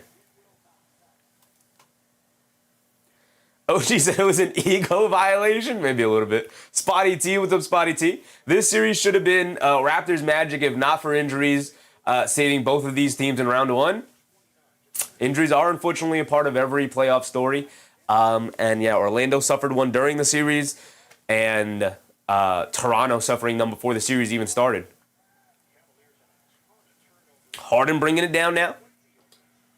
Harden up top, being guarded by Dennis Jenkins. Gets it over to Merrill, curling off a screen, being chased by Robinson, coming to his left off the Allen screen. Hesitation move, driving it down, puts up the jumper off glass. Sam Merrill has been the difference off the bench for this Cavs team, even off the dribble, knocking down mid-range jump shot off the glass. Sam Merrill showing off the repertoire here tonight. Cunningham pulls it out, Jared Allen slips and fall, and then turns it over. Good defense from Max Strus to knock the ball loose, but Cade Cunningham, another reckless, silly turnover. Brother, your team's down 14 at home in a Game 7. You're going to need to be better than that. Harden down the lane, leaves it off for Jared Allen, who steps through, gets the reverse layup to go down. And it's back up by 16, just like that, 45-29. 14-3 run here for the Cavs. LeVert coming to his right along the baseline, puts up the jumper, gets the call, fouled on Harden. And my guy Freeway Hustle with a very generous super chat. Appreciate you, Freeway. Appreciate you, brother. We got a foul here, so Karis LeVert will go to the foul line for 2 free throws. My guy Freeway. Hey, Sheffy, what do you think of these media people all of a sudden wanting to be Knicks fans again like Max Kellerman? I think he's vermin and should not be able to celebrate with us true fans. Yeah, I mean, that is... I agree with you. I think that is... And I think most Knicks fans agree with you. I mean, there's a lot of talk about Stephen A. Smith, he who should not be named Stephen A. Smith. I think he is vermin as well in the sports world. I think he's one of the biggest flip-floppers. I don't think he watches basketball at this point in his career. He's got too much on his plate. And guys like Max Kellerman, who just completely crapped on the Knicks franchise forever, which, by the way, look, when it was appropriate to do so, it was appropriate to do so, but he continued to do so even after the Knicks got themselves together. Yeah, he shouldn't be able to celebrate at all. And a foul, Dennis Jenkins out in the perimeter holding on to Harden. He's not arguing either. Definitely grabbed his hand. That's 2 free throws. LeVert knocked down both of his free throws. Harden going to the foul line for 2 free throws.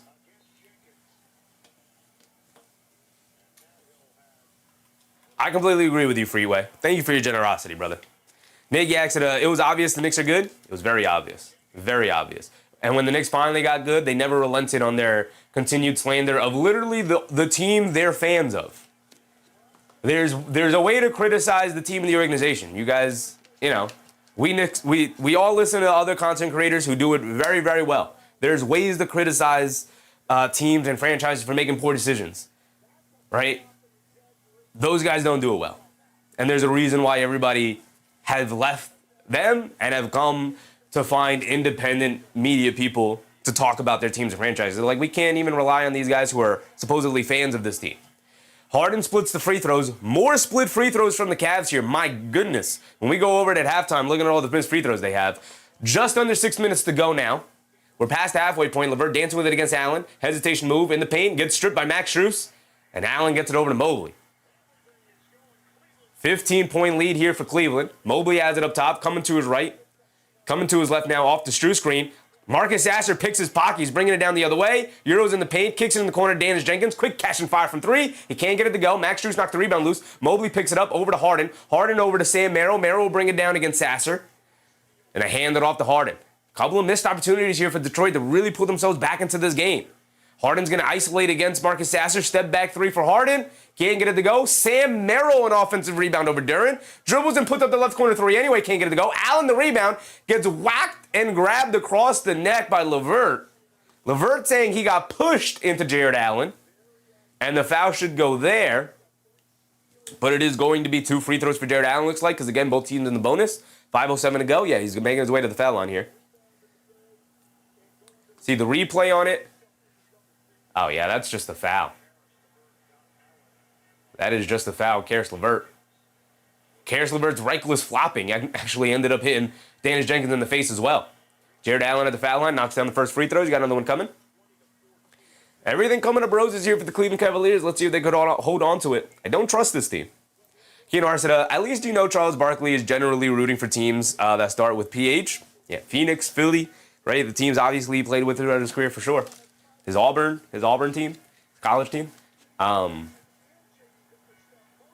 Yeah, you know where Charles Barkley stands. And again, he's been critical of those teams as Jared Allen splits the free throws, made the first, misses the second. There's ways to do it without being absolutely disgusting in the way that those other guys mentioned previously by Freeway have been throughout their careers. Cunningham has it up top, dancing with it against Harden. Coming to his right, down the lane in the paint, layup against Jared Allen. He draws the foul, he's going to the foul line for 2 free throws. As this has been off this whole time, my apologies. That is, I think if that's not a foul on Jared Allen, it's going to be Harden's third. Corvus at Detroit choking. I think they're just getting beat. I don't necessarily think they're choking. I think they're offensively challenged. And that is 3 fouls on James Harden, by the way. Harden's been okay offensively. He's got 4 points, 1 for 3 from the field, 2 boards, 2 assists. I think he's been a disaster defensively. Oh, check the clock. Appreciate you, Knicks fan. Appreciate you. Yeah, we got 4:50 to go here. I think he's been absolutely disastrous defensively, and you should probably pull him out of the game for get Max Strus or Dean Wade back out there. And especially since you got Donovan Mitchell back in this game. Mobley gets it into Harden. Harden will walk it down against Cunningham. Harden crosses over and bringing it down easily. Get it over to Mobley. Mobley up top, hands it off to Merrill. Coming to his left, puts up the 3, gets fouled. Got it to go! Sam Merrill! Call it the Sam Merrill Game 7 savior game. Oh my goodness, Merrill going to the foul line for 1 more. And could we possibly fill it? He's got to knock down the free throw. Could we possibly fill it? Oh my goodness, for a 20-point lead here for Cleveland, could we possibly fill in the 4-point play bingo card? One of the more rare spots we have here on the bingo card. Correct my grammar there. Merrill does knock down the free throw. We can fill it in. Oh no, Detroit scored. My apologies. 51-33. It's an 18-point lead. We're close to the 20-point lead though. Detroit getting smacked around a little bit here. You got to have an answer. Cunningham, what you got for us? You got to be the guy here. Dancing with it, meandering with the ball. Has it at the foul line, leaves it off to Jenkins. Jenkins going to isolate. Shot clock down the 5 to get it into Duren. Against Allen. Scoop lay with the right hand off glass. Got it to go for Jalen Duren. A little bit of a sky hook there from Duren. A little bit. It didn't look great. Didn't look like he was completely unbalanced, but he got it to go down over Jared Allen there. Harden has it up top. Coming to his right off the Mobley screen. Harris is going to pick him up. Back to 16 it goes. Harden going to run a pick and roll with Merrill. He's going to isolate now on Harris. Step back, foul line, pull up, short, can't get the bounce. During the rebound, gets knocked out of bounds by Jared Allen. And it's going to be a jump ball. It's going to be a jump ball, no foul called. 4 minutes to go. What a battle. I mean, Allen had his hand on it. He had his hand on the ball. I could see why he calls it a jump ball. That's just 2 big grown men going at it. I mean, Duren was already off balance. I could see how you want that to be a foul call on Jared Allen. I get that, but I like the no call. Kid said Kareem Duren making an entrance a little bit. It was a little sky hooky. Again, it wasn't like 1 for 1, of course, but it was a little sky hooky, that move from Duren. I liked it.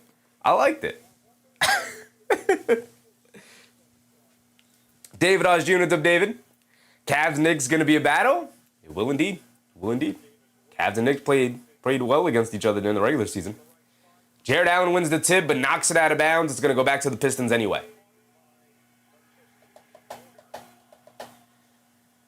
Don't forget to fill in the Merrill 3 threes. Yes, sir.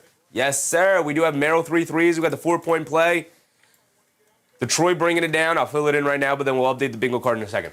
Cunningham has it up top. Under 4 to go. They get it over to Sasser. He'll put up the 3 over Jared Allen. Sasser off the back rim. Can't get it to go. Harden the rebound. Harden bringing it down.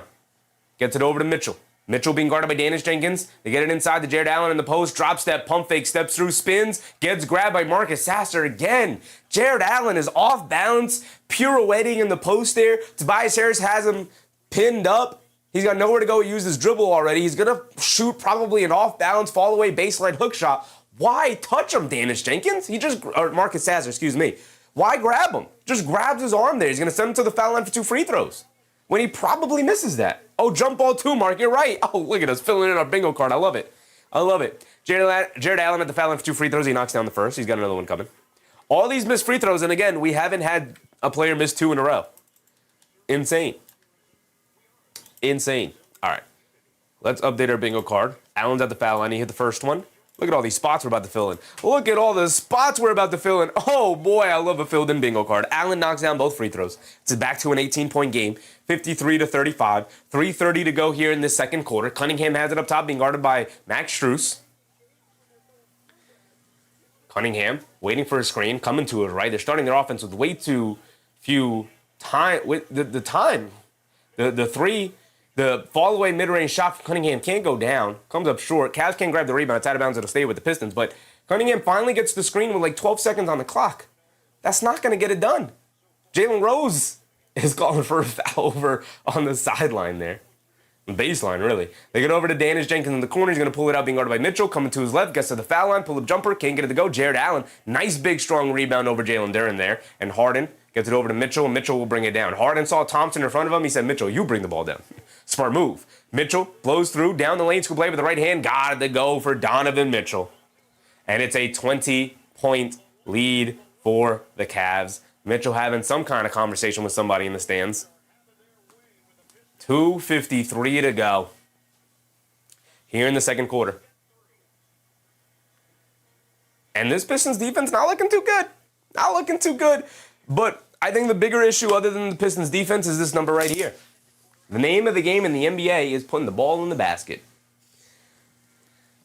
And when people say defense is 50% of the game, and I always push back, is because you could be as good of a defensive team as you want to be.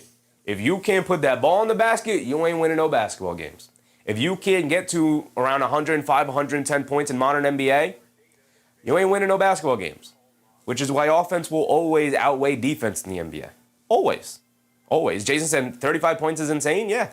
And look, the Cavs defense has been good, but they haven't been flying around in a way where I'm like, oh my goodness, how can you score against this team? They've just been incompetent offensively, and they haven't knocked down their perimeter shots. Tobias Harris is 0 for 3 from the field for 1 point from the free throw line. Cade Cunningham has 8 points on 3 for 8 shooting.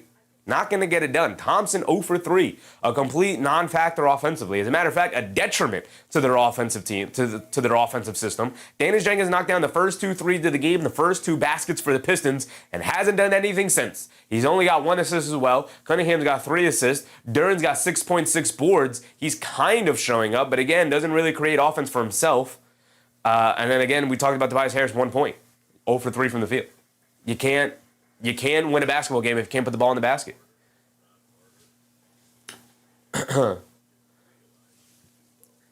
Detroit boy said, oh, we look gassed. I mean, that's what happens when you go to a 7-game series against an 8 seed, against a play-in team. That's what happens. That's fair to say that they look gassed because they do indeed look a little gassed here. But it's not like the team you're playing has had just as easy of a schedule. They also win 7 games in the first round as well. And they look healthy and rejuvenated to go at you. And when you come at the Pistons in waves over and over and over and over again, you can start to find some chinks in the armor. And again, they have options to throw Cade Cunningham there, and they've done an excellent job of doing so. Nick Yak said, how many home losses for Detroit so far? Like in the playoffs? We could take a look real quick. I guess we can go here, go to their schedule, go to the postseason. How many home losses have they had so far? They had 1 against Orlando. And then they didn't lose at home again against Orlando. And they had 1 against the Cavs. So they've only had 2 home losses here in the playoffs, 1 in each round. On the verge of 1 here tonight as well. But again, early in the game, 20-point lead, not insurmountable. It's now a sizable lead. You're now in the 4 layers of comeback territory. TT in the morning said, this is crazy. Cleveland is missing shots as well. And we can not capitalize on any possession. It's a good point, TT in the morning. It's not like the Cavs are knocking down threes for sure. But they're also missing some very makeable shots as well. They've had a couple open looks, and they're not knocking them down. They've also had some contested looks that they have knocked down, to be fair. But yeah, they've gone through stretches where they've missed shots, and like you said, the Pistons have not been able to capitalize at all. They've hit 8 threes while the Pistons hit 4. And that's just not going to get it done. Here we go. We're back into it. Under 3 to go. Tobias Harris has it up top, being guarded by Mobley. Trying to get it to Cunningham. They do get it to Cunningham in the post. Spins off with Strus all the way to the rim. Layup got it to go. Beautiful set. Beautiful move from Cade Cunningham. You're in 4 layers of a comeback territory here. Get it to single digits. As Mitchell throws up the baseline floater, can't get it to go down. Thompson the rebound over to Cunningham. Shot out of cannon over to Robinson. Transition, pump fake, sidestep, puts up the left wing 3. Robinson got it to go just like that. 5 points off the lead. There you go. Getting things going. 4 layers of comeback. If I can finally squeeze it in here, get it to single digits, get it to a single possession, take the lead, ultimately win the game. Harden has it up top being guarded by Harris. Harden's going to dance with it. Harden, in and out move, crossing over, in the lane, hesitates, kicks out to Mobley, swings through to his left.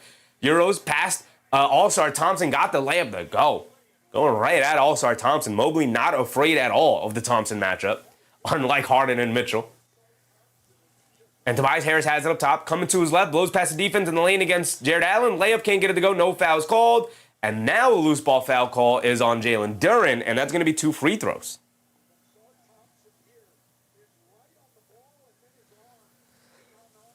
Show said, finish them Cavs. They're on the verge. Detroit boy said, Harris has been solid. We need guys to be aggressive offensively. I mean, 0 for 4 for 1 point here today in a pivotal Game 7. He had 30 points against Orlando in Game 7. But Tobias Harris should not be your second option. It should be Jalen Duren, and he's not. So Harris had to step up into that second option role.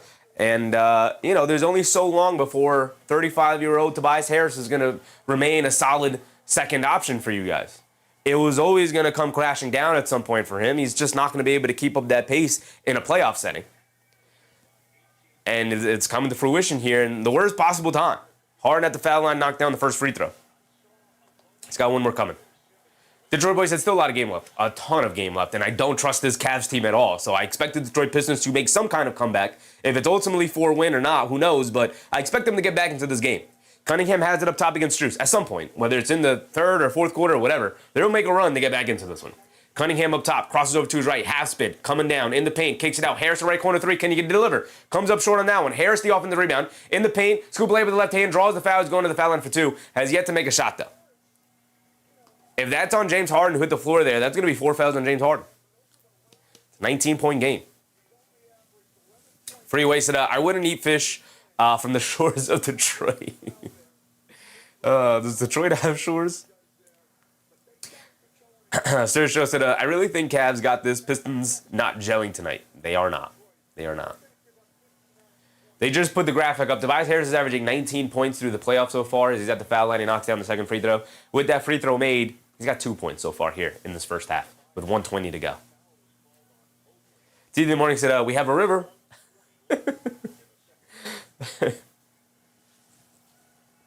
I guess I wouldn't eat fish from the river. Harris knocks down both free throws, giving him 3 points, cutting the lead to 17. Mobley bringing it down. 15 or under before the end of the first half here would be my goal for the Pistons here. 15 or under. Manageable in the second half. Mitchell up top being guarded by Tobias Harris. A little over a minute to go here. Mitchell's going to isolate to his left down the lane, leaves it off of Jared Allen, gets the layup and the foul over Duren. And now Duren is fading here. Jared Allen taking it right to him. If it's not Allen, it's Mobley. If it's not Mobley, it's Mitchell. If it's not Mitchell, it's Harden. All core 4 players here for the Cavs absolutely hooping so far here tonight. All of them.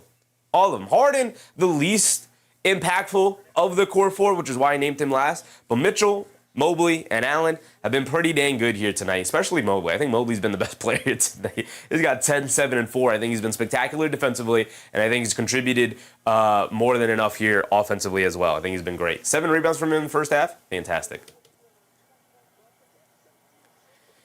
Allen knocks down his and 1 free throw. And now here comes Cade Cunningham and the Pistons bringing it down. Cunningham up top directing traffic, being guarded by Max Strus. Cunningham looking to run a pick and roll with Robinson. They ghost it. Cunningham crosses over down the lane, throws up the floater over Schroeder. Got it to go down for Cade Cunningham. Just a tough move there. Oh, forgot to give the 2 free throws there for Jared Allen. 62 to 50 to 44. They get it out to Mitchell, coming to his left. Mitchell in the paint, kicks it out to Mobley, crosses over, fakes the handoff, Euros down the lane, floater, got it to go and 1.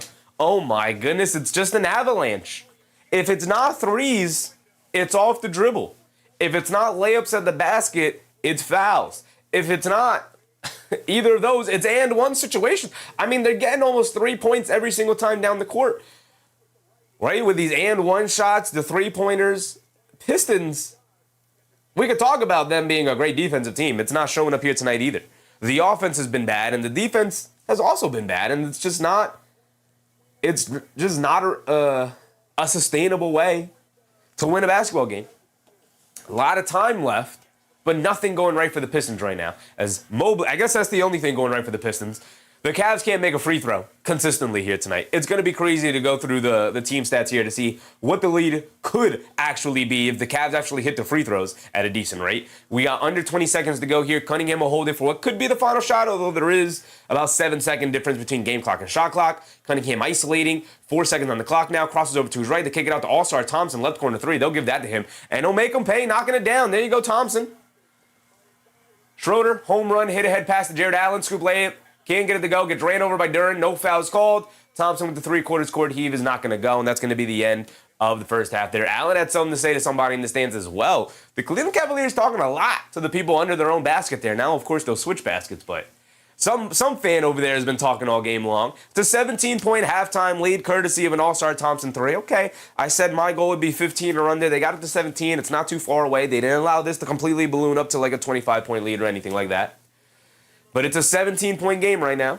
And it's not looking good for the Pistons that they're not played well. But again, look, if they come out in the second half and they start knocking down some shots and Cleveland slows down a little bit with their offensive firepower here, we could be looking at a brand new game. Before we start the halftime breakdown, let me blow my nose real quick so we can really go through it.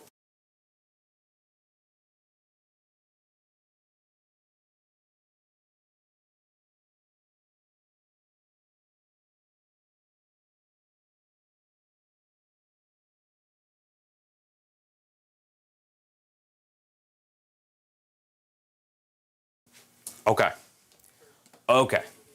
Detroit boy said needed that block. Yeah. I mean, that was a nice defensive stop, too. If they got that basket, it's back up to 19. It feels like, oh, man, we can't stop them at all. Good effort by Duran. Maybe there was some contact. Maybe there was a foul. Either way, I like that it was a no call. Let's play basketball. Nod said, I want the chef hat merch drop. It's coming, brother. It's coming. Starting next year, we're going to have some things changing with the channel for the better, of course. But I can't stop what I'm doing here in the playoffs just to get chef hat merch out there. We going to get the chef hat merch out there, brother. TT in the morning said, the first half has me stressed out. Pistons must come out with the second half with a solid plan. Very true. Mr. Lee, what's up, Mr. Lee? Bad time of the year for allergies? I mean, it's been nonstop. I'll tell you, I'm past the worst part of the allergies. My chest isn't really congested the way it was before. Now it's just, runny nose, and that stuff is manageable. But before we go through this, let's look at the team stats. Right, when we go through this, let's start with the team stats. Let's pull it up here. Boom. Let's go here. Boom. And let's look at it. Because it's a 17-point lead, again, courtesy of All-Star Thompson, knocking down a three at the end there. You never can really rely on him to knock down threes, but DB said NBA knows Cade is tapped. I mean, he does look tired right now. Rock D guy said if the Cavs can limit the turnovers, going to be hard for Detroit to get back into this game. Fair. But the Cavs have not consistently limited their turnovers, and this is a very good Pistons defense. So I could definitely see them turning the ball over in the second half to the point where the Detroit Pistons get back into this game, and that is my expectation. I expect the Pistons to get back into this game. I don't think this is over by any stretch of the imagination. All right, when we look at this, the Cleveland Cavaliers have a 17-point lead, but the possession battle is tied. Obviously, the biggest difference maker here is the shots made. 42 attempts.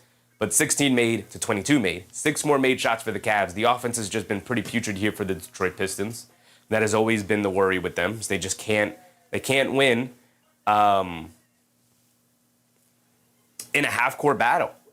And they're not really getting out and running. We'll see how many turnovers they have and how many times they've been able to get out and run on the fast break or in transition.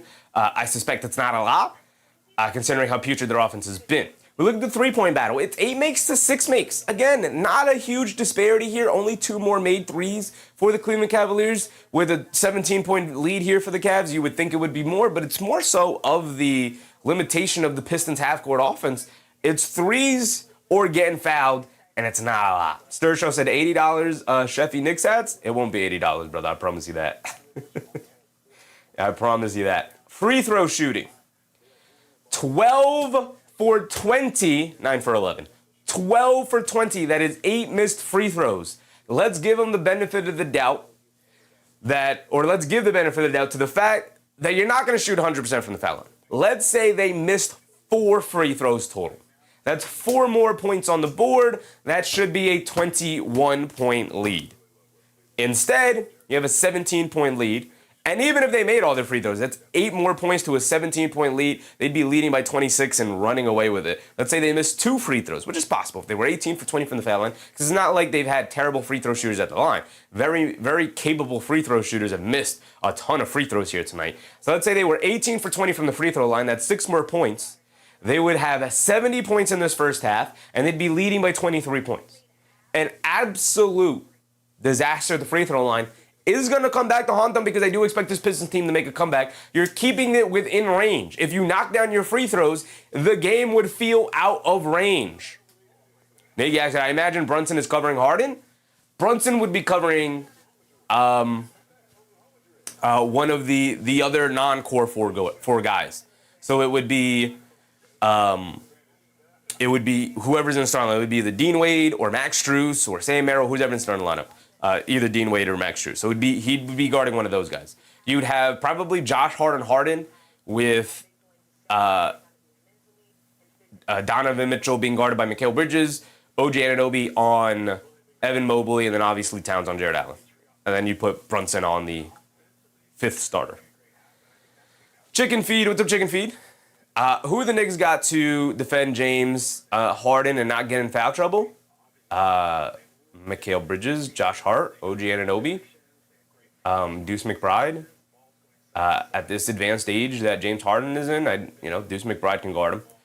Nobody's going to guard him like super well, but the Knicks have very disciplined defenders. They'll probably throw Jose Alvarado on him for a bit just to annoy him and slow him down. They got guys. They're built to guard wings and guards, man. They're built to guard wings and guards. Lonamona said, can't have Brunson or Harden. The Cavs will involve Jalen Brunson in almost every action anyway. So he's going to get switched onto those guys. He's going to have to hold his own. JP Knicks, what's up, JP? Which team do you think is the better matchup for New York? Probably Cleveland. But I think it's going to be tough either way. I think both of these teams are solid, if not to the level the Knicks are. So the Knicks should be able to win any series against them. But the Cavs have a higher ceiling, as you're seeing here tonight. If their offense really gets it going and their defense is holding up, they're a very difficult team to play against. But the problem is that they're so inconsistent and they have such inconsistent players that I don't trust them. I don't trust them even here tonight to pull off this victory. We'll see. It's a 17-point game. It's not insurmountable. We'll see coming out of halftime. Kenar said Harden stops himself. That's a good point.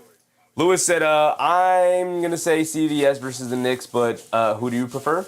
Cavs versus the Knicks, who do you prefer? Probably the Cavs. I don't really have a big preference. I guess the Cavs, but it's not that big of a deal to me. It's really not. Isaiah Gardner said, dang, the Cavs ain't playing around this Game 7. No, they are not. No, they are not. Knicks capable of beating anyone, but I do not like the OKC matchup. Yeah, they're capable of beating OKC. The problem is they haven't beat them in the regular season, but the playoffs are going to be different. We'll see. We'll see. They've played them well. They've played them well over the past 2 years. Again, all 4 of their games, 3 of them have been very, very close and come down to the last possession. One of them was an absolute runaway blowout from the Thunder. But 3 of the last 4 matchups have been solid. Teeth in the Morning said the box score isn't even a huge disparity. Pistons offense needs to start clicking. This is what we're finding so far here, TT in the Morning. So let's continue to go through. A good point. Rebounding battle 22-20. Again, no huge advantage here for the Cavs. The biggest advantage has been the free throw shooting, but again, they've missed so many free throws that they've only knocked down 3 more than the Pistons. That has been the biggest disparity so far that we found. Let's continue to go through. 18 assists to 10 assists. It's more of a show that the Pistons are not knocking down any of their shots here. 3 steals to 4 steals, 1 block to 3 blocks, 4 stocks to 7 stocks. Not a huge disparity there. Total turnovers 6 to 6. So they're not even turning them over. And honestly, not turning the ball over here for the Cavs is a huge reason why they have the lead here, because the Pistons offense is heavily reliant on getting out and running, getting defensive stops, getting out and running. If you put the ball in the basket and have to take it out under the rim and force them to play a half-court game, it is very difficult for the Pistons to consistently, they can do it, of course.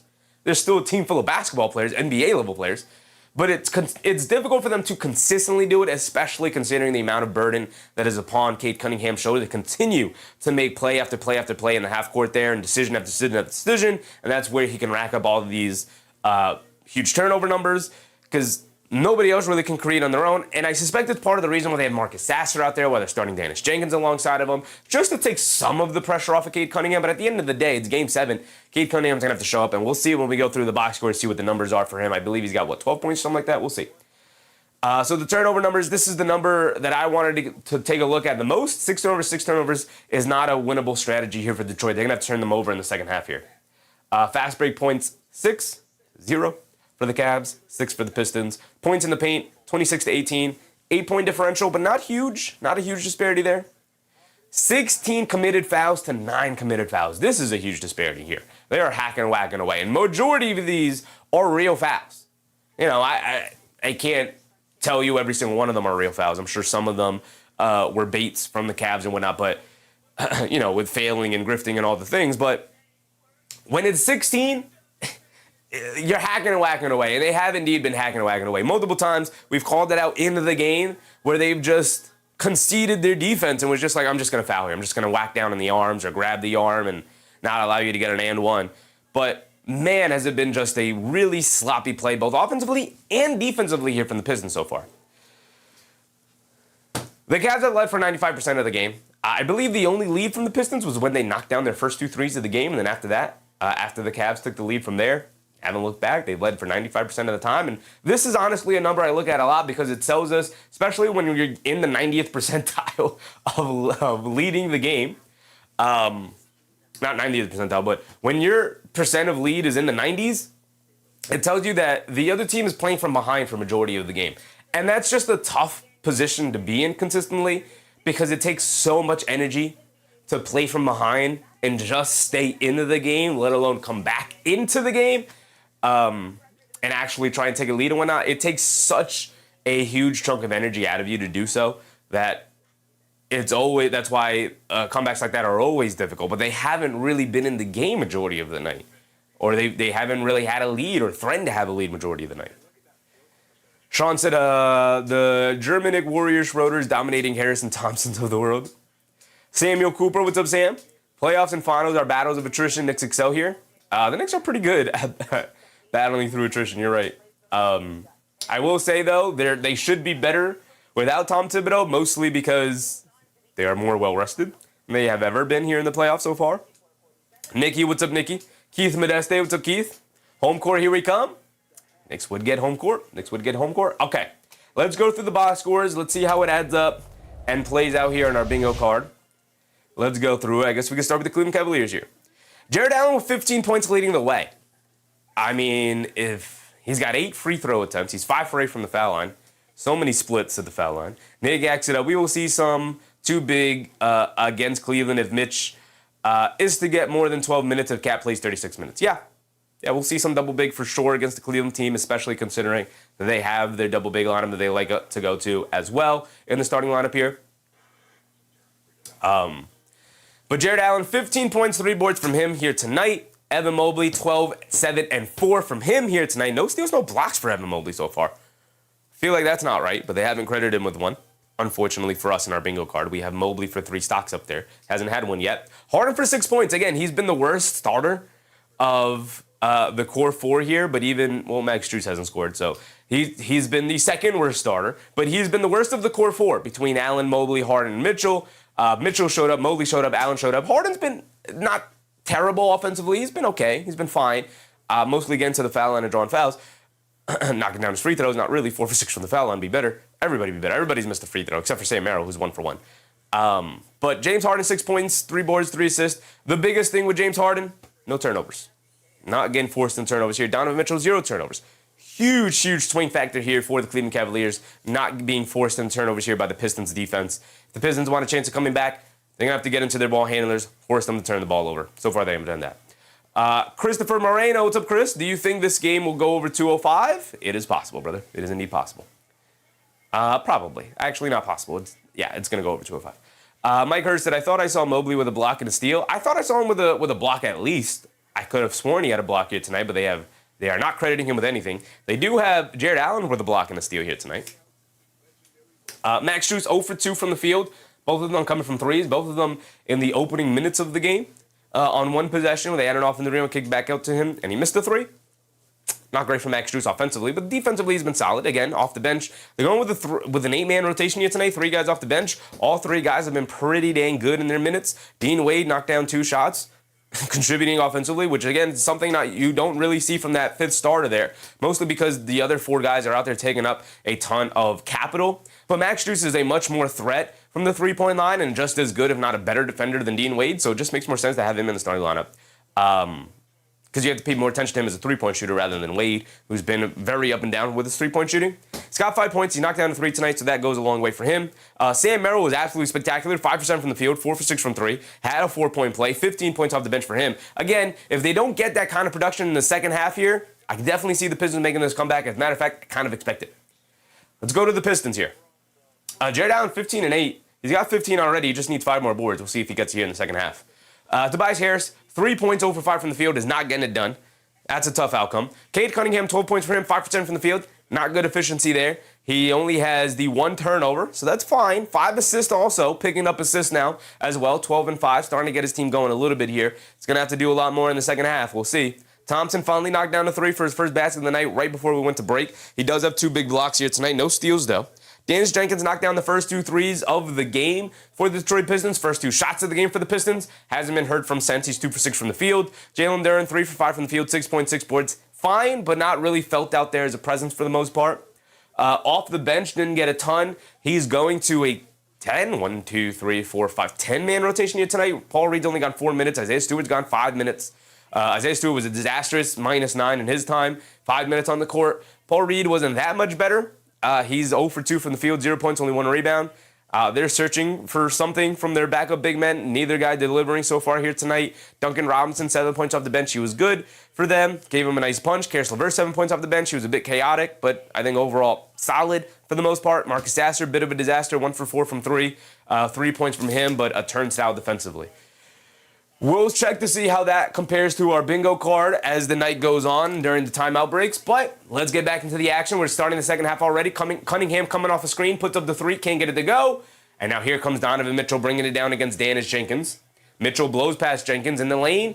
Pump fakes, gets him in the air, throws up the floater off glass. Got it to go down for Donovan Mitchell. Just calm, cool, and collected. Got to his spot and knocked it down. Back up by 19 they go.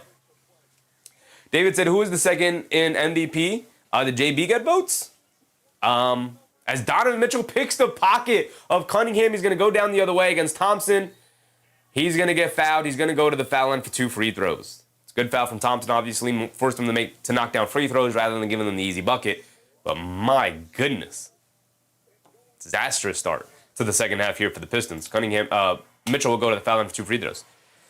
Who got MVP votes? We know SGA won. He accepted the award here today in the pregame. Who came in second? I don't know. We can look that up. How did the votes play out? I know the final 3, as Mitchell knocks down the first free throw, giving them the 20-point lead. I know the final 3 was SGA, Wemby, and Jokic.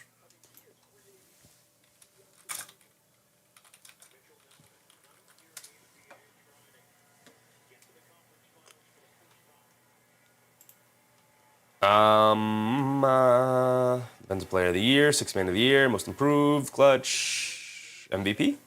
No. They don't have the MVP updated yet. Okay. I don't know. Probably. Actually, probably not. He didn't have the greatest regular season for his standards. Duren driving it down against Allen. They kick it over to Thompson, leave it off for Cunningham. Back to Thompson at the foul line, driving it down against Mobley. Layup. Can't get it to go. Gets his own tip up and in, though.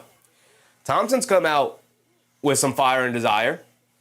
Mitchell did knock down the second free throw. It's a 19-point game off the tip-in from Thompson there off his own miss. Mobley gets it over to Strus on the right wing, being guarded by Jenkins. Coming to his left, spinning back to his right. Slips it inside to Mobley. Gets grabbed by Dennis Jenkins, and the hacking and whacking continue here for the Detroit Pistons. It's been rough. Sons Jensen, full results are available. I just looked it up real quick. I couldn't find it. You guys let me know. I mean, this is Basketball Reference. I can go to a more reputable site, right? I mean, this is a Google Doc of the awards tracker. I just want to know what the results are. Updated 3 hours ago. Okay. Whew. Max Strus gets a tip up and in. The game is on. We'll look it up in a second. Cunningham has it up top. Gets it over to Duren, being guarded by Allen. Duren tries to get it to Tobias Harris. It's a bad pass from Jalen Duren. It's a turnover. It goes out of bounds. And it's 70-49. 21-point lead here for the Cleveland Cavaliers. Ball in their hands. Mobley coming to his left. Hesitates, driving it down against Harris in the paint. Leaves it off for Jared Allen. He's going to pump fake. Reverse pivot, step through, scoop layup, got it to go past Jalen Duren. And Jared Allen is giving Jalen Duren business right now. We got a timeout for the Detroit Pistons. You needed them to come out with a little bit more fire and desire, but the Cavs are taking it right to them. I don't know if the Pistons expected them to fold. I don't know if they're just excruciatingly tired here tonight from Detroit, but they have not come out with the requisite amount of fight here in a Game 7. It is a 23-point lead. And the Pistons need to talk about it. Mike Hirsch said Duren seems to lose focus at times. That was a huge red flag in him in the draft, which is why he fell to, I believe it was the 13th pick, right? That's why he fell to the 13th pick. A lot of the scouting reports had him as like a guy who wanes in and out in terms of his focus. Wasn't very polished defensively. This is the first year where people have felt like Jalen Duren has been like a solid defensive center. He hasn't been great. He's been solid. He's had his moments, of course. But you're seeing it. You're seeing the moments wane for him. You're seeing him lose confidence. I think that's the biggest thing with him right now is he just has lost confidence. He's lost confidence. Troy Boy said, might as well look it up now. Yeah, I guess we can look it up. Finale, Razor Thin Race. This was updated April 17th. That's MVP.com. I just want the results. Voting results. I just want to know the results. All right, NBA.com. Probably should have won the NBA.com.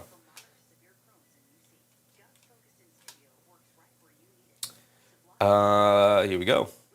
Voting totals, finally. Finally. There we go. Just had to go to NBA.com real quick. Okay. Voting totals. SGA was 1. Can you guys see this? Can we zoom in? There we go. SGA was 1, obviously, won the award. Jokic came in second place. Nobody else got a first place. Is this year or was this last year? Don't tell me this was last year. This is last year's. Tatum got votes. This is last year's, 24-25. Oh, my goodness. Oh, NBA.com letting me down, brother. Letting me down, NBA.com. 25-26. Why do I have to type all of this out? You can't just give me the more recent thing. Full sporting news. My goodness. Okay. This is from Sporting News. I don't know if this is a legitimate website, but we're going to take it for their word. SGA got first. I'll zoom in for you guys again here. SGA got first. Jokic got second. Wemby got third. Nobody else. Oh, Cunningham got 2 first place votes. 2 people voted for Cade for MVP this year. Nobody else got first place votes, but those 4 guys, SGA, Jokic, Wemby, and Cunningham got first place votes. But the top 3 was SGA 1, Jokic 2, Wemby 3, Doncic 4th, Cunningham 5th, Brown came in 6th place. He had 1 second place vote, 2 third place votes, and then 14 third place votes, or 4th place votes, 30 5th place votes. Everyone else received like 1 5th place vote. Kawhi Leonard, Donovan Mitchell. Those are the only guys listed here.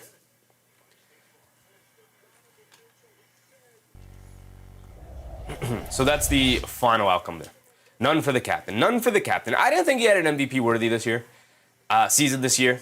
I thought previous seasons, for sure, definitely deserved to get votes. This season, maybe not so much. Too much turmoil with the Knicks, with all of the up and down play. I know not really. I've talked about it, but he's had better seasons in the past. So I get him not getting the votes this year. Here we go. We're back into the game, though. It's not looking good for the Pistons. Let's see if they can build some momentum. They're down 23. Duren has it on the left wing, be guarded by Jared Allen, backing him down. Sees a double team. He's got nowhere to go. Kicks it out to Jenkins. Shot clock winding down. He drives to his left. Deep foul line floater. Got it to go for Dennis Jenkins. Everything's just been a struggle for this Pistons team, even on their made shots. Jenkins has to settle for a deep foul line floater with the shot clock winding down there. Harden bringing it down. He has Duren switched on to him. Harden is going to go to work here on the left wing, being guarded by Duren. Blows past him, slips it inside the Jared Allen, gets stripped by Tobias Harris, and it's a 2-on-1 fast break. Harris is going to go all the way to the basket, gets fouled. He's going to the foul line for 2, and Donovan Mitchell is immediately signaling the challenge. Marcus Sasser is also signaling the challenge there. Jeff Fan, what's up, Jeff Fan? The Fleas, what's up, Fleas? We got 9:20 to go here. And I don't think they are going to challenge, or are they going to challenge? That is a clean strip from Donovan Mitchell. That's as clean as a clean gets, man.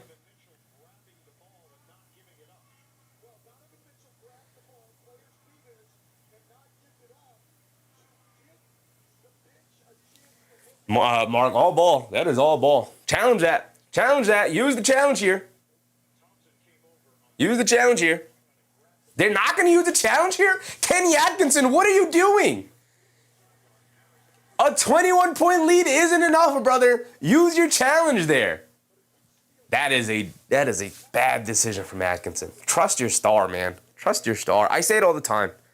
Right? Don't I say it all the time? When your star is adamant that I didn't foul, use the challenge. Use the challenge. It is also demoralizing for the Pistons, by the way, to have what could be 2 free throws for Tobias Harris challenged. Also, you don't put Harris at the foul line to probably get him in some rhythm here in the second half. That's a bad non-challenge for an obvious winnable challenge for the Cavs there in Atkinson. That's just a bad decision. Challenge it.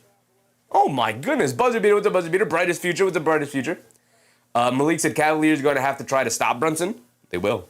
They will. It's going to be tough because it's not just Brunson. It's Towns, it's Anunoby, it's Hart, it's Bridges. Off the bench, it's McBride, Shamit, Alvarado. So many options. Harden gets it into Jared Allen. A little over 9 minutes to go here. Allen fakes the handoff and keeps it. Jab step, hands it off to Harden. Harden coming to his left, pulls it back, puts up the 3 over Thompson. Can't get it to go off the back of the rim. Strus battling for the rebound, knocks it over to Harris, and Tobias Harris will bring it down. 19-point game. Maybe you should have used that challenge, Kenny Atkinson. Harris has it up top, dance with it against Mobley. Coming to his right off the screen. Harris gets it over to Cunningham up top as Mobley switches onto him. Cunningham coming to his left, being guarded by Donovan Mitchell. Rhythm dribble, step back, left wing 3, can't get it to go. Jared Allen can't snag the rebound, and a foul on Jalen Duren. And how many fouls is that on Duren? That is Duren's 3rd foul. And again, the fouls starting to stack up here. 3 for Jenkins, 3 for Jalen Duren now. They got 2 for Cunningham, 2 for Thompson, 2 for Harris. They're starting to stack up, man. It's not looking good. James Harden bringing it down. The hacking and whacking will come into play. Guys, we'll start getting in the foul trouble here. Harden coming to his left off an Allen screen, high, top of the key. Harden gets into the paint, kicks it out to Mitchell. He's going to pump fake. Inside, Harden, foul line, swings it out to Mobley. He'll take the baseline. Mobley's going to go up strong. Gets whacked by Duren. Fouled. That's 4 fouls on Jalen Duren. Just like that, back-to-back fouls will send him to the bench here with neither Paul Reed nor Isaiah Stewart playing particularly well here tonight. Scoreboard said, Pistons had a great season and a really good playoff run. Tobias was hot. Cade on fire. Duren sucked. No one except LeVert was good. Eventually, it was going off the rails. It's not over yet. It's not over yet. It's not looking good. Not over yet. But, they didn't have a great roster this season. They probably had a better roster last season. The reason they had a better season this year was, 1, they got off to a great start, and the confidence built from there. 2, they had a style that wins a lot in the regular season, where they just play harder and stronger than the opposing team. Playoffs normally doesn't see as much success as it does in the regular season, when that's really the only way you're relying on to win basketball games. But they have a star MVP level player in Cade Cunningham. They're just going to need to put the right guys around them. Mobley knocks down both free throws, back up to 21 it goes. A little over 8 minutes to go now. Pistons not digging into this lead at all. Dennis Jenkins dancing with it, kicks it out to Thompson in the left corner. They're leaving wide open from 3 again, who throws up an air ball this time. And now here comes Donovan Mitchell off the Jared Allen rebound. By the way, Jared Allen, that's his 4th rebound. Come on, Allen. We need 4 more rebounds. Mitchell down in the paint, stops, turns, kicks out to Mobley. He's going to pump fake from 3. They'll run off the line in the paint. No look pass to Mitchell in the right corner. Sets himself on fire from 3. In and out, can't get it to stay. Rebounded by the Pistons. Here comes Tobias Harris bringing it down. Harris, full head of steam, up top, dance with it against Mitchell, coming to his left, leans in, pump fake, spins, got nowhere to go, kicks it out to Stewart, leaves it off for Cunningham, coming to his right, down in the lane against Jared Allen, leaves it off for Stewart, can't handle the ball, but a foul is eventually called. Is that on Jared Allen? It's on Donovan Mitchell on the pass attempt. Mark said, beef stew? Ew. An ill for beef stew, huh? He has not played well in this series at all. I mean, he's got zeros across the board right now. 0 points, 0 field goal attempts, 0 assists, 0 rebounds, 0 block shots. Buzzy B said Duren is trash. He's played like trash. Donovan Mitchell is going to come out. Sam Merrill is going to come in. I don't know if that's good or bad for this Pistons team because Sam Merrill has been on fire. Jet fan said, Knicks didn't beat the Pistons all year. Doesn't it give you hesitation that the Cavs beat them in 7 and now we have to play a team that beat a team that gave us fits? None at all, brother. None at all.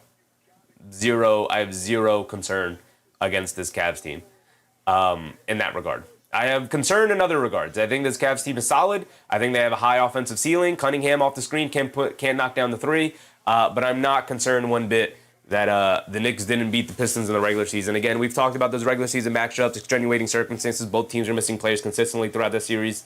Knicks did not have the greatest regular season in terms of consistency. Harden inside the Merrill, ball knocked loose. It's out of bounds. It's going to go back to the Pistons here. But no, I have zero concern. Not for that. I have concerns other ways in terms of the matchup. Like, there's always going to be a concern. I don't think the Knicks are going to, win the series in a sweep by blowing them out every single night. Stewart gets the layup and the foul on Jared Allen now. Jared Allen now hacking and whacking away. That's his first foul? It's his first foul. The other foul was on Donovan Mitchell. Stewart going to the foul line for one more. But no, I don't have any concerns because the Cavs beat the Pistons. It was not a pretty series here, brother. And the Pistons probably shouldn't have been in the position to begin with.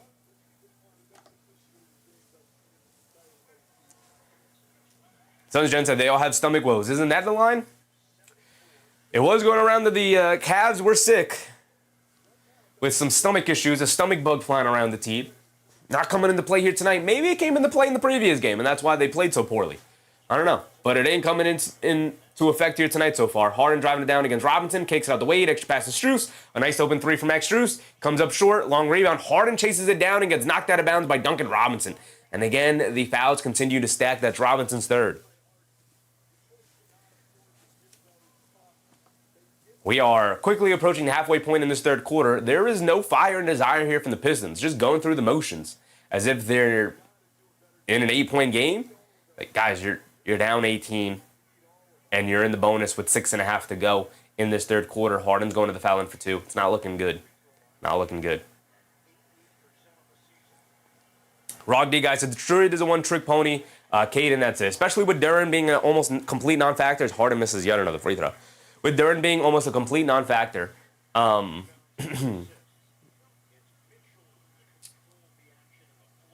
it's Cade Cunningham bust, and we've talked about this all playoffs long. If Duren's a non-factor, and Harris came through and saved them a lot. Without Tobias Harris, they don't even make it out of the Orlando series. There's a foul there. Harden did knock down the free throw. And then Stewart picks up a foul trying to box out Jared Allen. So now Jared Allen will have 2 free throws. A disastrous night for the Pistons here with their fouling. Just a dumb, silly foul from Stewart there. And part of the reason why he is out of the rotation right now in favor of Paul Reed.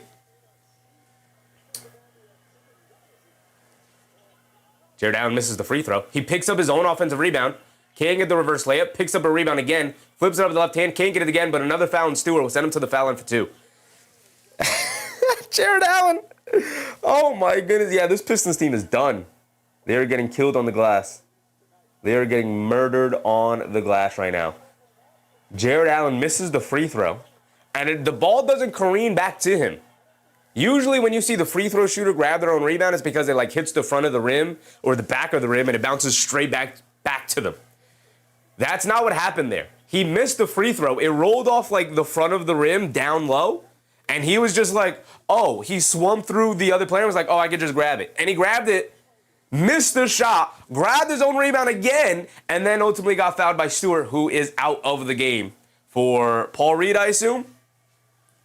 Paul Reed is in the game as Jared Allen splits free throws. He misses yet another one, but he gives them the 20-point lead back.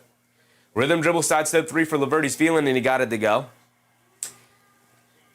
Okay. 17-point game. Again, as terrible as they played, 17 points is a manageable comeback to happen, but they give up a straight line drive to Jared Allen. Game 7, Jared Allen might be a thing, man. Don't go to a Game 7 with Jared Allen in the building. He's got 20 and 7 so far. One more rebound, Jared Allen. We need one more rebound, brother. Cunningham throws it to nobody. He gets picked off. And now here come the turnovers from Cade. That ain't going to work out in their favor. They get it down low to Jared Allen. He gets grabbed. He's going to the foul line for 2 more free throws. They can't stop Jared Allen. Mark said, we have the Allen Game 7. Jared Allen, 2 Game 7s in a row. He did it against the Raptors. He's doing it tonight against the Pistons. And we are at the 6-minute mark. We're at the halfway point. Allen will go to the foul line for 2 free throws when we come back out. Again, the hacking and whacking continues here from the Pistons. 2 for Cade, 3 for Jenkins, 3 for Robinson. Paul Reed just came back in. He's got 1, but that's because Isaiah Stewart picked up 2 or 3 fouls in a short stint there. Karis LeVert's got 3 fouls now. My goodness. TD and Mark said, so Allen just waits for Game 7 to get a dozen foul shots? I mean, you guys are just whacking him away. I can't believe Jared Allen has given it to you guys to this degree. Him having a good game, fine. He's got 20.7 rebounds so far. How many minutes has he played here tonight? Jared Allen has played 23 minutes. In 23 minutes, he's got 20 and 7. That is a butt kicking right there. Mike Hirsch said, this is shaping up as a monumental collapse by Detroit. I wouldn't say monumental collapse. I haven't had a huge amount of confidence in this Pistons team since we saw them matched up against the Magic. And I was like, oh, they might not be bound for a deep playoff run here. Fortunately for the Pistons team, they saved themselves from being one of the few 1 seeds to go down to an 8 seed. They were a Franz Wagner injury away from being added to the history books in that regard. But they couldn't get past this Cleveland team. Although, look, game not over yet. Simon Joss said a 20-point lead is not too bad, but Detroit is not a team that can score in a bunch. Yeah, it's going to have to be led by their defense, and the defense has been horrible. Just hacking and whacking away. Jason said, Boston always gives us fits even when we beat them. We rarely blow them out. Yeah, except for the closeout game last year, which was so much fun. Man, do I miss basketball. Sharon McLean, what's up, Sharon? Mark said, they got taken to a Game 7 versus a play-in team. What you talking about? That's what I'm saying. And like I said, they were a Franz Wagner injury away from being added to the record books as, one of the few 1 seeds to go down to an 8 seed. AP, appreciate your generosity, brother. Detroit Pistons, you bums, stop worrying about us.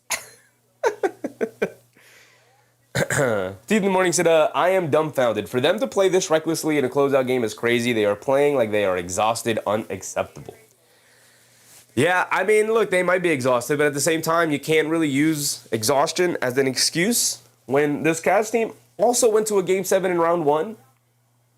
They've played just as many playoff games, just as hard as the Pistons have. It's not like they had an easy time dealing with Toronto's helter-skelter defense. So, both teams should be equally as tired. Detroit is at home here today.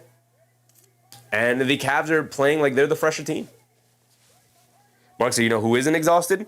The team that's going to have a 9-day break in between playoff games. They might be rusty, though. That Game 1 is going to be interesting.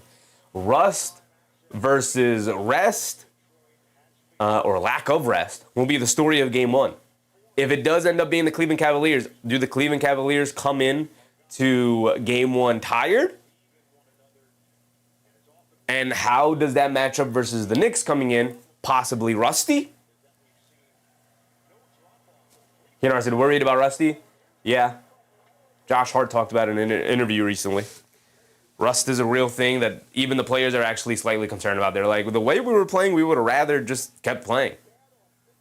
Right? Jared Allen splits yet another pair of free throws. Jared Allen, can you hit 2 free throws in a row? Or at least, for our sake, miss 2 free throws in a row? I literally need one more rebound from Jared Allen, and then you can get out of the game. I don't care anymore. 20-point game. They get over to Robinson. He's going to pump fake. He's going to set himself. He's going to fire up a three now, and he's going to knock it down. Again, 17-point game. It's a 17-point game. It's not insurmountable to make this comeback happen. They got to come out with some fire and desire. Game not even close to being over yet. We got 5:30 to go here. Harden inside to Allen. Pass fake. They leave him wide open in the paint. Big one-handed hammer again. They have no answers for this man. I don't understand it. I truly don't understand it. It's like they are going away from almost every defensive principle that they've had throughout this series. Allen playing with a ton of confidence now. Cunningham has it up top, being guarded by Merrill, dancing with it, coming to his left, spins off of Merrill in the lane, throws up the floater, can't get it to go over Allen. Fight for the loose ball rebound. Paul Reed picks it up in the paint, pump fake, steps through, lefty layup, got it to go. Looked like maybe he pitter-pattered to his feet for a travel there, but they didn't call it. Here comes Harden bringing it down. It's a 17-point game, guys. It's not insurmountable at all. They hedge out hard on Harden. They get it over to Max Strus. Max Strus inside to Wade. He's going to pump fake. He's going to spin. He's going to kick it up top to Harden. Wide open straightaway three from Harden. He can't get it to go. Battle for the loose ball rebound. Sam Merrill able to pick it up, and Paul Reed dives onto his legs. A reckless play from Paul Reed. Could cause injury. Fortunately, it didn't, but that is a foul on Paul Reed. That's his second. Nobody for the Pistons has less than 2 fouls. Everybody, now with that Paul Reed foul, it's going to give them 2. Now everybody has 2 or more fouls here for the Pistons. Complete hacking and whacking away. TD Morning said they have to beat Allen. It's not Donovan Mitchell. It's not James Harden. It's not even Evan Mobley. It's the 4th guy in the core for it, Jared Allen, giving it to you here tonight. Manuel Mercado, it's a Manuel. Knicks in 6 versus the Cavs. Knicks in 4 until proven otherwise. Got to keep it going. Got to keep the bit going. Sam Merrill knocks down both of his free throws. The only guy for the Cavs tonight, perfect from the foul line. He's now 3 for 3. Back to 19 it goes. Under 5 to go. LeVert coming to his right. Slips it inside to Paul Reed. Pass fake inside against Mobley. Throws up the lefty floater. Gets the friendly bounce off the front of the rim. Off the back of the rim, excuse me. Here comes Mitchell. Shot out of a cannon, pushing it the other way. Crossing over to his left off a screen. Duncan Robinson switches onto him. Mitchell's going to pull it out to the half-court line and look to attack. Donovan Mitchell crosses over to his left. Leans in. Euro. Flips it up with the right hand. Got it to go down for Donovan Mitchell. And again, points to somebody in the crowd, it looks like. Donovan Mitchell has been going out the crowd all night long. It is 85-66. Update our score, so we're probably intact here. They kick it out to Paul Reed. He's going to pump fake from 3. He's going to drive it down. Paul Reed pulls it out again. Now hands it off to Duncan Robinson. Coming for the ball. Throws up the 3. Got it to go for Duncan Robinson. He's trying to keep his team into the game, man. He's trying. 16-point game. 3s for 2s is one way to get yourself back into it. Can he keep this up, though? 16 points is not insurmountable at all. Mitchell crossing over. Bump against Sasser. Mitchell has it back up top. Coming to his left. Swings it out to Merrill. Merrill pump fakes. Sidestep. Throws up the 3. Sam Merrill responds with a 3 of his own. Sam Merrill has been unstoppable here tonight. It's the Sam Merrill, Jared Allen game. Who would have thought it? The 2 guys showing up in the game 7. LeVert misses the pull-up 3. Mitchell strips Sasser. Harden throws it over to Mitchell. He's going to bring it down. He's going to go to the rim. Layup. Got it to go for Donovan Mitchell. And just like that, back up to 21 it goes. All that momentum possibly being built up by the Pistons evaporates in a second. 90-69. A little over 3 minutes to go here. LeVert on the right wing. Cunningham sitting with 12, 3, and 5 is not getting it done. They slip it inside the Robinson. He can't get the layup to go. He's upset looking for a foul call. He's not going to get it. Mitchell telling Mobley to get out of the way. He's got Paul Reed switched onto him. Mitchell's going to pull it out, and he's saying, get out of my way. Get out of my way. Buzzer beater, AP. Thank you for your generosity, guys. The AP said Detroit basketball. Shut up. Mitchell crosses over to the rim. Layup against Paul Reed. Got it to go.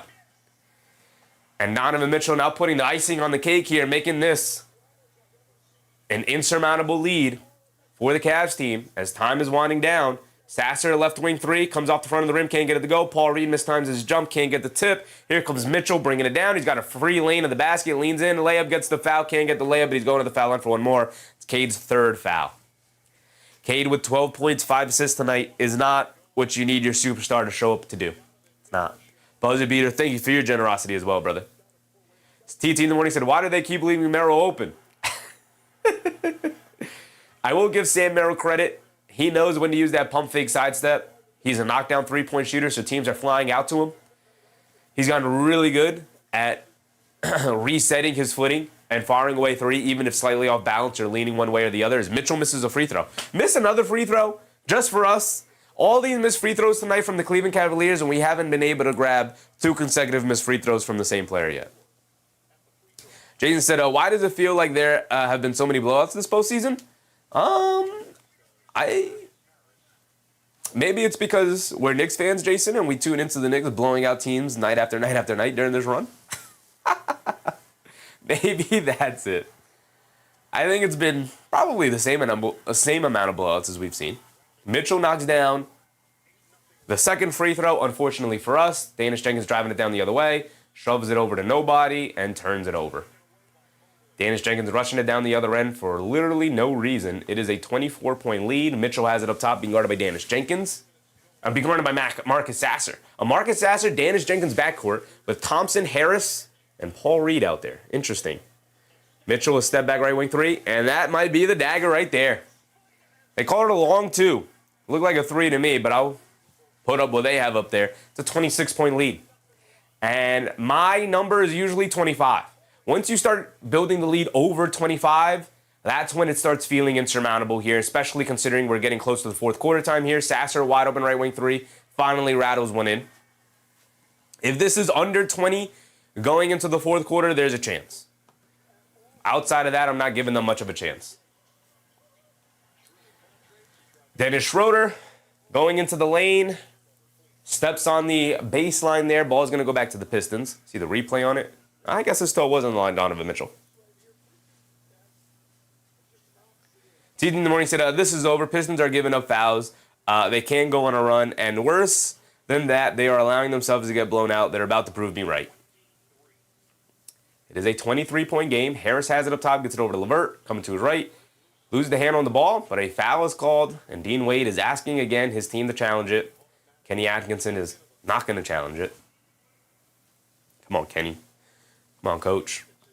I haven't even restarted the timer because it's not been that important to keep track of the time in a game like this. He's telling them, relax, calm down. I don't want to use the challenge there. We'll save it. Buzzer Beater said, Detroit ain't been the same.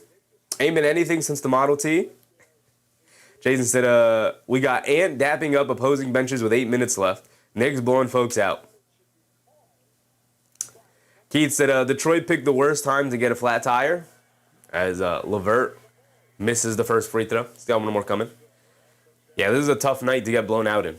Not even be competitive on your own home court in a Game 7 as the 1 seed? Tough. Sharon McLean said, my optimism is at an all-time high. Feeling like we are armed and ready. Absolutely. Absolutely. A little over a minute to go.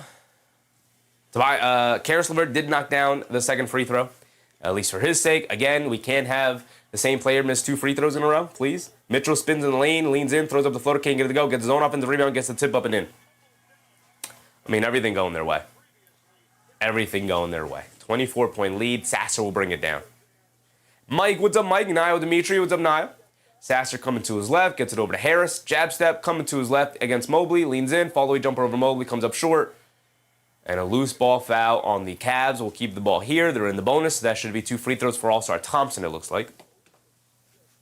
Nick Yak said, tops for Detroit is a 37-point lead going quarter. If the Cavs get 20 points in the fourth, it's a wrap. Pretty much. Pretty much. T in the morning said, that point, Chevy. I don't care if we lose, but they go down swinging. Yeah. A blowout in a Game 7 at home is tough. It's tough. And when you don't even really have an excuse of like, oh man, maybe that guy got injured, maybe that guy was playing extremely hurt. I know Cunningham had the collapsed lung, hasn't been 100%, but he's had phenomenal.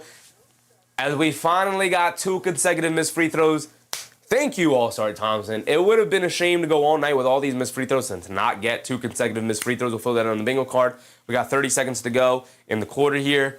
They slip it inside the Mobley for a 2-handed slam. My goodness, 26-point lead. Yeah, it sucks to go down without a real fight here so far. No real fight here from the Pistons. 99-73. 44 points in the paint now for the Cavs.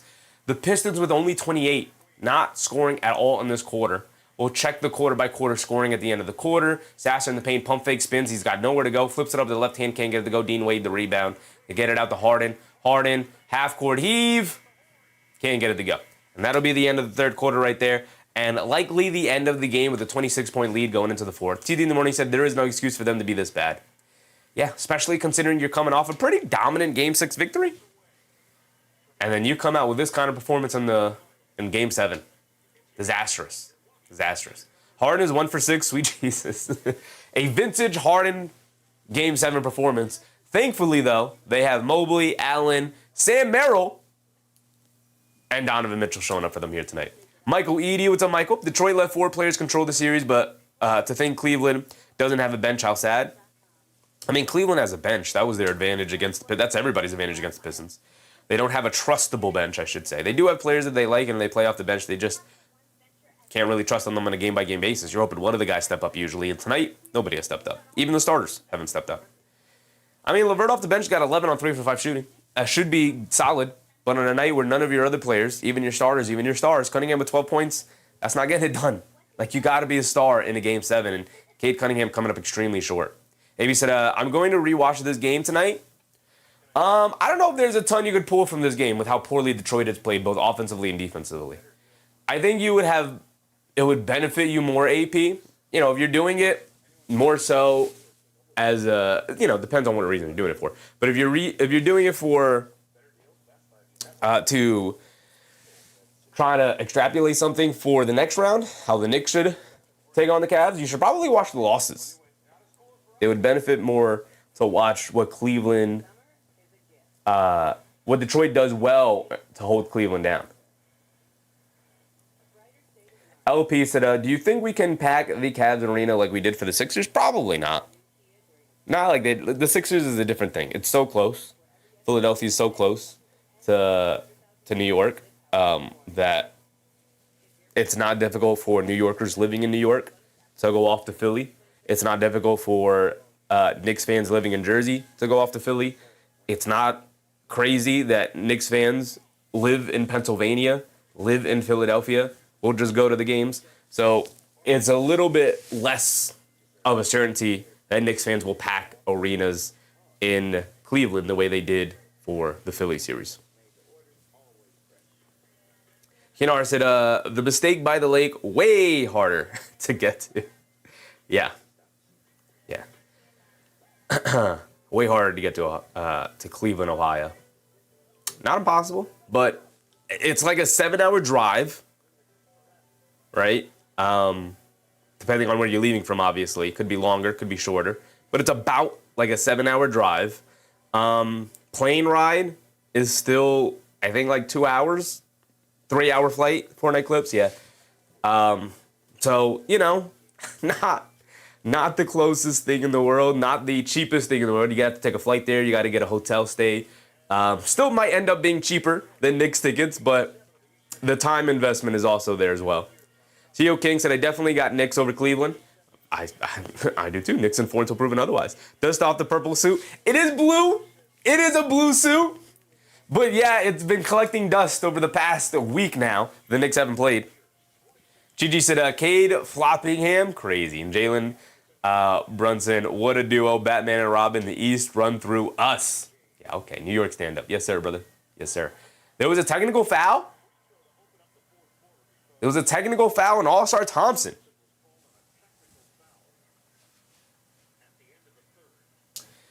We can fill that in. We can also, end of the fourth quarter there, I said we'd look at a couple things. We didn't look at anything. But technical foul, we can fill that in. 100-73 to start of the quarter, 27-point lead. So this one's over. This one is over, 27-point lead. TD in the morning said, I definitely feel like throwing up. It's tough, man. Nate Jackson, any Detroit fans left in the chat, are they throwing up right now?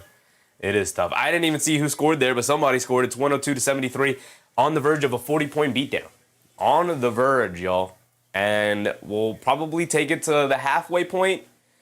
We'll take it until the end of the bench guys are subbed in. We'll take it to the end of the bench guys are subbed in, and then we'll wrap it up for the night. But this one is over. Rog D Guy with a very generous super chat. Appreciate you, Rog D Guy. Appreciate your support, brother. He said, Pistons falling apart like an old jalopy out there. Yeah. Just nothing went right for the Pistons. They didn't do anything correctly. They didn't execute their plan. And as Duncan Robinson turns it over yet again, Sam Merrill gets a run out. Cunningham, the lone defender. Delayed Euro step, gets it to go. Over Cunningham, Sam Merrill, tricky move. Smiling to himself, getting the best of Cunningham there. I don't even have this properly set up for you guys.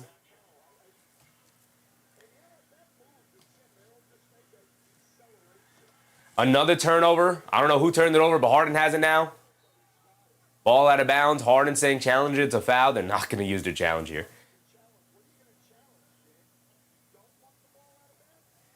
Keenar said, Pistons turned into an old LaSalle. Jason said, giving TT all the respect. Us Knicks fans feel you. Y'all got more time for other. I mean, look, you have Cade Cunningham. You're fine. You'll build the proper team around them. You'll get more shooting around them. Mobley gets fouled going to the basket against Tobias Harris. That is Harris's third foul. Duren with 4 fouls out there. Cunningham with 3 fouls out there. Nothing going right. Nothing in the morning. TT in the morning said, I had them going out in round 2 originally, but they had me believe they could get out of this round. Yeah, I mean, you force a Game 7. You have it at home. You feel like, all right, you have the advantage here. Game 7 at home. Pull off the victory. Even if you're just surviving one more round. But to go out like that, even if you lost. So Simon Jaw with the generosity as well. Appreciate you, Simon Jaw. Appreciate you, brother. For the flow stay? Yes, sir. Yes, sir. Flow stay is indeed. Indeed, where the Cavs are right now. Knicks have been in a flow state for a while. Mobley rattles in both free throws, 106-73. 33-point lead. My goodness. Cunningham up top. Going out sad here for the Pistons. Can't even keep it respectable right now. They kick it out to Robinson. He'll catch and shoot from 3. He'll miss it. They're in the rebound. Spin in the paint. Gets fouled by Wade. T in the morning said, even if we lost, I thought it was going to be a dogfight. Yeah, I expected this to be a close game too. I expect even when the Cavs went up big, I expected the Pistons to make a run, at least make it interesting again, even if they ultimately lost. I expected them to get it back to single digits. It's never gone back to single digits. As a matter of fact, it never got below 15 again. Maybe it was 14 or something, but yeah. Mark said, we won the trade. They're running Julius out of Minnesota. Yeah, they have. Duren misses yet another layup. Mobley will bring it down. They are running Julius out of Minnesota. If you listen to a lot of the post-game interviews, which, by the way, Julius Randle elected not to show up for his and not do one, whereas everybody else did. A lot of them talked about the moodiness of the locker room. And, gee, I wonder who that is in reference to. As if us Knicks fans also did not go through that when Julius Randle was here. Keenar said, I like Cade. He's not a crybaby or a dirty player. I love Cade Cunningham. Unfortunately, he plays for a team that was trying to rival my Knicks and will probably rival our Knicks for the foreseeable future during these two teams' runs here. But Cunningham is an MVP-level player. I love his game. I love his mentality. I've often credited him as being one of, if not the best leader in the sport right now, especially of the young guys. I think he's the best leader in the NBA of all the young players in the league. And again, they didn't have a very good team put around him. Almost no shooting out there. Harden gets a slip pass from Mobley. He gets the layup to go. This is a terrible team to put around Cade Cunningham. He made it work as best as he could, but Duren turning into a pumpkin during the playoff run made it even more difficult. Duren can't even get the dunk to go down, but a foul is called. But it is tough to go out like this. It's even more tough considering Cade Cunningham is playing this poorly. Like, I think everybody would feel better if Cunningham even had like 25. Like, at least put points on the board. He's got 12 points so far, 5 for 14 from the floor. Nate Yak said, we learned playoff Brunson is better than playoff Cade, and Duren isn't a max player. I mean, Jalen Brunson is better than almost every other player in the league. I mean, the only player that I think could rival him here in the playoffs is SGA and Wemby. Those are the only two guys that I'd be like, oh, yeah, yeah, they've been better in the playoffs over Brunson. Although the SGA thing is iffy. Like, he won MVP, but he didn't play awesome through the first 2 rounds of the playoffs. Yeah, Brunson's been spectacular, and he's always been spectacular come playoff time. Outside of his rookie year, of course. Mark said he's not a big game player. I mean, he came through in the Orlando series. Again, they lost Franz Wagner, their main matchup for him, so he had a much easier time in that series. But he showed up in Game 6. Again, not the greatest team around him. Tobias Harris finally turning back to Tobias Harris. Jalen Duren becoming a pumpkin during this playoff series. It was Cade, Cunningham, or bust all playoffs long. And ultimately, they didn't have enough contributions here. I mean, Duncan Robinson's their leading scorer with 13 points here. 13 points to Cunningham's 12. AP, another generous super chat. Appreciate you, AP. Said, keep Brunson versus Cade out your mouths. Debate is over. For now. For now. Everyone's better than Jalen Brunson until it's time to be better than Jalen Brunson, and then everybody starts to fold, except for Jalen Brunson. Young LA said, I had Cade for 20, but it looks like they are about to wave the white flag. Yes. So it does look like they're about to wave the white flag. We got 9:25 to go to 30. Let me credit them with another layup. Also, another shot for the Pistons, 108-75. Again, we're not even keeping track of the time and the score anymore because it's so insurmountable at this point. Before everybody subs out for the final time, let's go through the box score and see where we ended up with our bingo card. Again, we'll end the stream, we'll end the show whenever both sides empty their benches for the remainder of the game. And the white flag is officially weighted. So let's go through it. Harris for 15. He ain't getting that. I don't even think he made a shot tonight. He did not. He's 0 for 6 from the field for 5 points. So no Harris for 15. Cade for 30 is not happening. Strus, 10 points, 2 threes. He had 2 points, 0 for 3 from 3. Not a great night for Max Strus. Didn't get it. Double-double. Do we have a double-double from literally anybody? Mobley's got 18 and 9. Nobody has a double-double here tonight. Okay. Jared Allen has 23 and 7. That's not helping us with 15 and 8. Brother, we need one more. One more. Robinson, 3 threes. I think he has that. Duncan Robinson has 3 threes. There we go. We could fill that in. Robinson for 3 threes. We haven't had any challenges here tonight from either side. Duren for 15. He ain't getting that, right? Duren's got 6. Nope. No goaltends. No player for 3 blocks. The closest was Thompson with 2. And that's it. Allen for 15 and 8. He's got 7 rebounds. We need 1 more rebound. Haven't had a travel here tonight. Triple-double, nope. Harden for 25, ain't happening. He's got 9. Failed challenge, Mobley, 3 stocks. Evan Mobley tonight has 2 steals. Need the 1 more steal or block. Mitchell for 30 points. He's got 26. That could happen if he remains in the game. And then we have 2 consecutive missed free throws, which we have also got. Could fill that in. And Thompson, 3 stocks. I think he only has the 2 blocks here tonight. All-Star Thompson has just the 2 blocks. We're not even getting that. So we could update the bingo card a little bit here. Mobley in the paint, pump fake, steps through, gets fouled. He's going to the foul line for 2 free throws.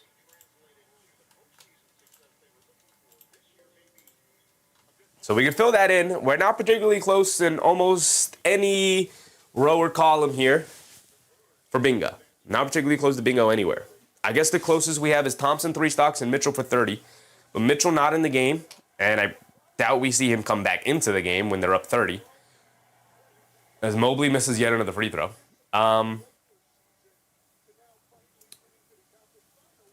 Yeah, Mitchell not even on the court anymore, so that seems like it's not going to happen. I guess that was the closest we were going to get. Thompson needs 1 more steal block. He's out there. Mitchell not out there. He needs 4 more points for the 30 ball as Mobley misses 2 free throws. Cunningham bringing it down over to Thompson in the lane. Thompson will pull it back out because he's got no offensive game. He's going to have to work on that, man. Going to have to work at that. A pull-up 3 from Dennis Jenkins. Shoots up an air ball. Hits the backboard. Doesn't touch rim. Here comes Schroeder. Mark said it was a good try by Cleveland fans. Duren has 5 fouls, I think. He does have 5 fouls. He picked up that last foul on Mobley. Cunningham misses the pull-up 3. Dennis Schroeder will bring it down. Tyreek Smith with the Tyreek. How could you fold like this? Tough night. Tough night for sure. 33-point lead here for the Cleveland Cavaliers, 108-75. Mobley's attacking off the bounce, leads it off for Max Strus, cutting to the rim for the easy layup. I mean, Mobley, he's got a double-double. There's the double-double. Filling that in gets us a tiny bit closer to bingo, but not really.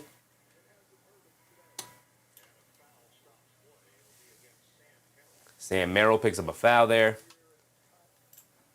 The only thing we have going for us now is trying to get bingo, which it doesn't look like we're going to be able to get it because we're not close in any particular spot. Mitchell's back in. 4 more points, Donovan Mitchell. Thompson get a steal. Robinson, pump fakes, coming to his right. Pass fake, gets stripped. Hit ahead to Mitchell. Mitchell will bring it down. Scoop play with the right hand. Smokes it. Come on, Mitchell, we need baskets, brother. We need baskets. The only thing that could salvage the night, Mark, home court, baby. Yes, sir. Knicks have home court through all 3 rounds. Freeman 48. Appreciate you, Freeman. Hope you're having a good time tonight, brother.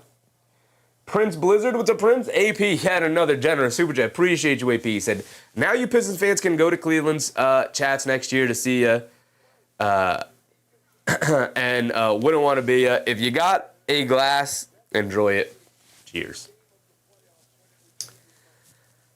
Yeah, maybe Pistons fan will leave Knicks fans alone for a while. You gotta beat Cleveland first before you can start hounding on Knicks again. Danish Jenkins at the foul line. I didn't even give the Cavs that shot. 110-76. Danish Jenkins misses the second free throw. Loose ball foul in the Cavs. Detroit's in the bonus. 7:48 to go. Knicks fans say Game 1 is Tuesday. Game 1 is Tuesday. Game 1 of the Western Conference Finals is tomorrow. Spurs versus Thunder. T in the morning said the only thing that would salvage this would be the whistle switching to our side. I don't think there is salvaging this at all, brother. I think this one's long gone. I think respectability in this one's long gone as well. Kinar said they were talking to us, forgot to beat Cleveland. Couldn't even make it to the Knicks. We were just sitting there waiting. We've literally been waiting for a week. Couldn't make it. Duran knocks down splits the free throws. Missed the first, made the second. 110-77. Mark said, I blame the 10-minute Detroit player intros. Sometimes you get a little ahead of yourselves. You were just trying to have a good time, trying to hype up their team, but... T in the morning said, and even then, we still wouldn't knock down any shots. I mean, it's been a rough night from the foul line from both sides, mostly from Cleveland.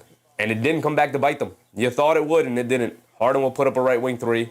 Harden will miss it. Thompson a rebound. Thompson, we need a steal, brother. Mitchell's still out there? Mitchell's still out there.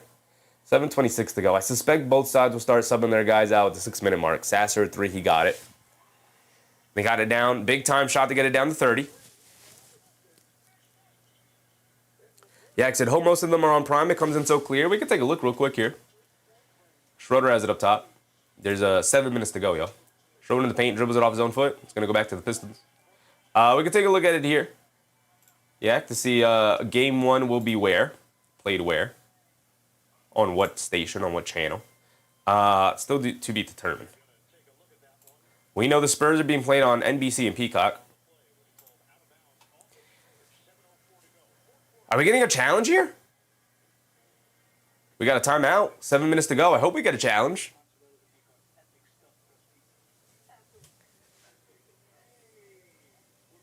Mark said, they're now challenging? That's what I'm saying, Mark. Are we challenging now? They called the timeout. Schroeder was challenging that it wasn't out of bounds on them. That's what we're going to challenge now? You're up 30 with 7 minutes to go in the fourth quarter. Now you're going to use your challenge? My goodness. My goodness. All right, so I did want to take a look at the quarter-by-quarter scoring. Don't call that a big-time shot. Big-time shot to cut the lead to 30, brother. Cut the lead to 30. T in the morning said, why challenge now? It doesn't even matter. That's what I'm saying. Can we get up out of here? So I did want to take a look at this. The quarter-by-quarter scoring. The Cavs have very obviously won every single quarter. They've scored over 30 in every quarter. And the Pistons have yet to score over 30 in a single quarter. 22, 25, 26 for the Pistons. 31, 33, 35 for the Cavs. They've gotten better in every single quarter. So have the Pistons, but the Cavs by a much more significant margin. Mark said he listens to Dennis and not Donovan. That's not a great message to send to your team. I mean, this one is obviously should obviously be overturned, but it's just weird. There was very, very much obvious challengeable calls earlier in the game that they could have used it on. Prince Blizzard, the Knicks have to show up though. I mean, they have shown up, but you're right. You're right. Brand new series. Records are 0-0.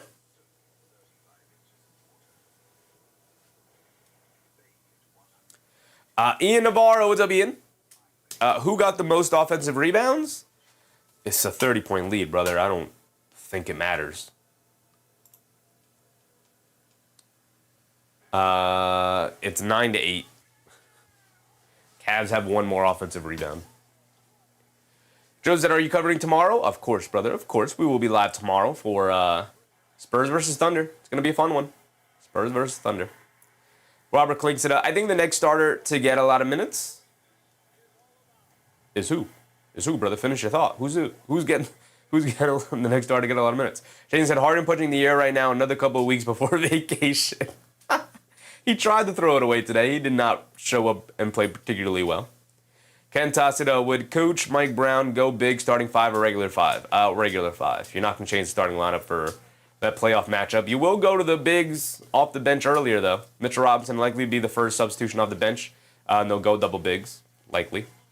You'll trust OG Anunoby to guard Evan Mobley. I think you'll be fine in that matchup. What time is the game tomorrow?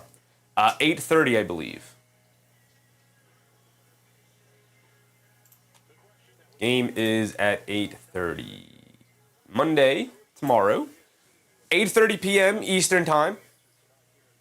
8:30 p.m. Eastern Time.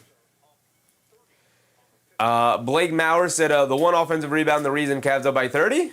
That's what I'm saying. What was the point of knowing who has more offensive rebounds? It's a 30-point lead. Keenar said, yeah, Harden forgot to tell Stan Merrill you wanted the vacation. Yeah, he forgot. He forgot to put he sent the memo out to the team. All right, both sides still out there. It was a successful challenge, by the way, so we can fill that in. Mitchell throws up the three. He's got 26. We need it, Mitchell. Can't get it to go. Long rebound. Schroeder has it. Back to Mitchell. Mitchell, foul line, floater. Short again, grabs his own off in the rebound, gets blocked. Mobley picks it up, gets blocked, but fouled. 4 fouls on Cunningham. Knicks fan said the arena looks empty. Probably is empty. Probably is. We did have a successful challenge. Does that help with Big Go anywhere? Not really. Not really. We need Duren for 15 and goaltend. Duren's not even out there anymore. Oh, he is. He's got 7 points, though. Mobley's at the foul line for 2. We need... The closest thing I think we can get is All-Star Thompson getting a steal or a block. He needs one more stock down here. And then Mitchell needs 2 more baskets for 30. He's got 26 points. All we're asking for before we pull the starters out of here. Freeway said, not going to lie, I like Wemby. Love how he doesn't try to be friends with everyone. I do like Wemby, too. Who doesn't like Wemby? We'll slowly start turning on Wembanyama, of course. We turn on everybody we like, right? Every NBA superstar, young darling, ultimately gets turned on at some point. Mobley gets the block on Duren, because of course he does. Jalen Duren, a no-show in the playoffs. Strus knocks down a 3. We'll take it, Max Strus. Strus, 10 points, 2 threes. Could help, I guess. Not really. It's not going to help. A 3 from somebody. Looks like Cunningham missed it. Thompson, get a steal or something. Strus, another 3. Misses it. It's not going to help us anyway. To get bingo. 114-80. Danish Jenkins down the lane. Can't get the layup. And a loose ball foul on Thompson. And then Strus and Thompson got something to say about it.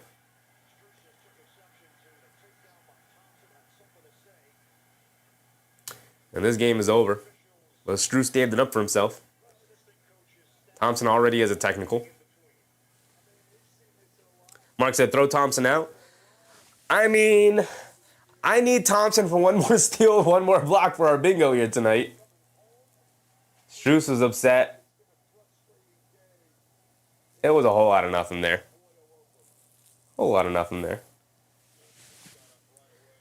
I think that's a culmination of things. I think Struth's upset with Thompson. On a culmination of things, Thompson a very physical player, but there was nothing dirty on that play. He didn't like excessively hit him or throw him to the ground or anything like that. I think it was just a culmination of things. The official looking at both benches, and they're like, why are you going to the benches? Come out to play. Oh my goodness. Yak said, here comes the bullies. Mark said, tech on Max. I mean, yeah, technical on Max Strus. We already have a technical filled in here. We got an All-Star Thompson to start the fourth quarter. But again, we're not particularly close to bingo anywhere. Not gettable things. The only thing gettable to get us bingo is Cunningham knocks down the free throw. It's Thompson for one more steal or block. And Mitchell for 30 points, which he has 26.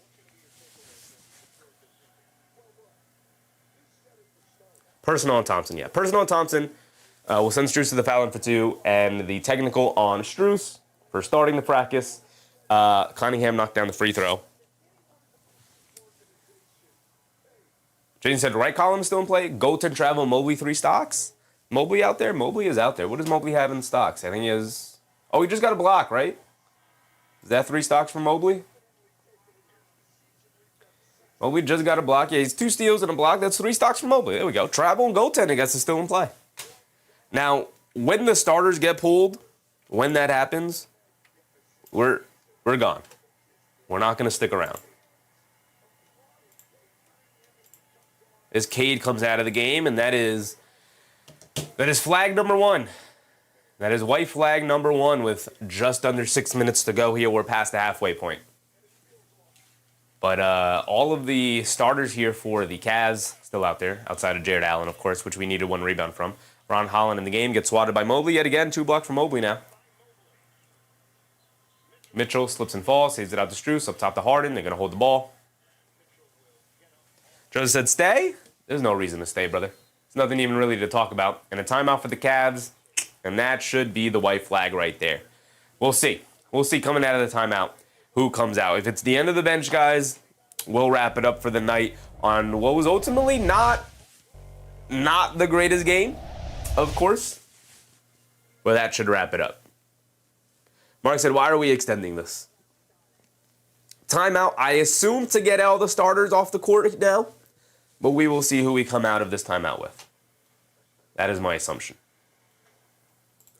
Yeah, I said that Thompson will cool off with some beach drinks with umbrellas in them. I mean, you better hit that gym on vacation. You better hit that gym on vacation, man. That guy got no offensive game whatsoever. Can't finish in the paint. Can't knock down a jump shot. Can barely dribble. He wants to remain a starter on this team. His defense is legitimately game-changing. But we've seen one-way players get played out of playoff series before. And if Thompson can't get to like a 33% three-point shot, he better start developing other offensive skills. Because it ain't going to work out for him down there in Detroit. It's going to be really tough for them to win with a guy that limited offensively. Mindset John, appreciate you, brother. And C. Tyler, appreciate you, brother. Mike said, peace out, Knicks Nation. Peace out, Chevy. See y'all Tuesday. We will indeed be in the building on Tuesday, for sure. We'll also be live tomorrow for Spurs taking on the Thunder. Game 1 of the Western Conference Finals should be a fun one. Jason said, I'm sure Cancun got some courts out there. They better. Or else I better not see All-Star Thompson out there if they don't. Donovan Mitchell and Mobley are still out there, so we're going to hang around for a bit here. The Pistons have thrown in their end of the bench guys. They got none of their starters out there. They got Chaz Lanier. They got, as Merrill misses a 3, on Holland the rebound. They got Chaz Lanier. They got Tolu Smith.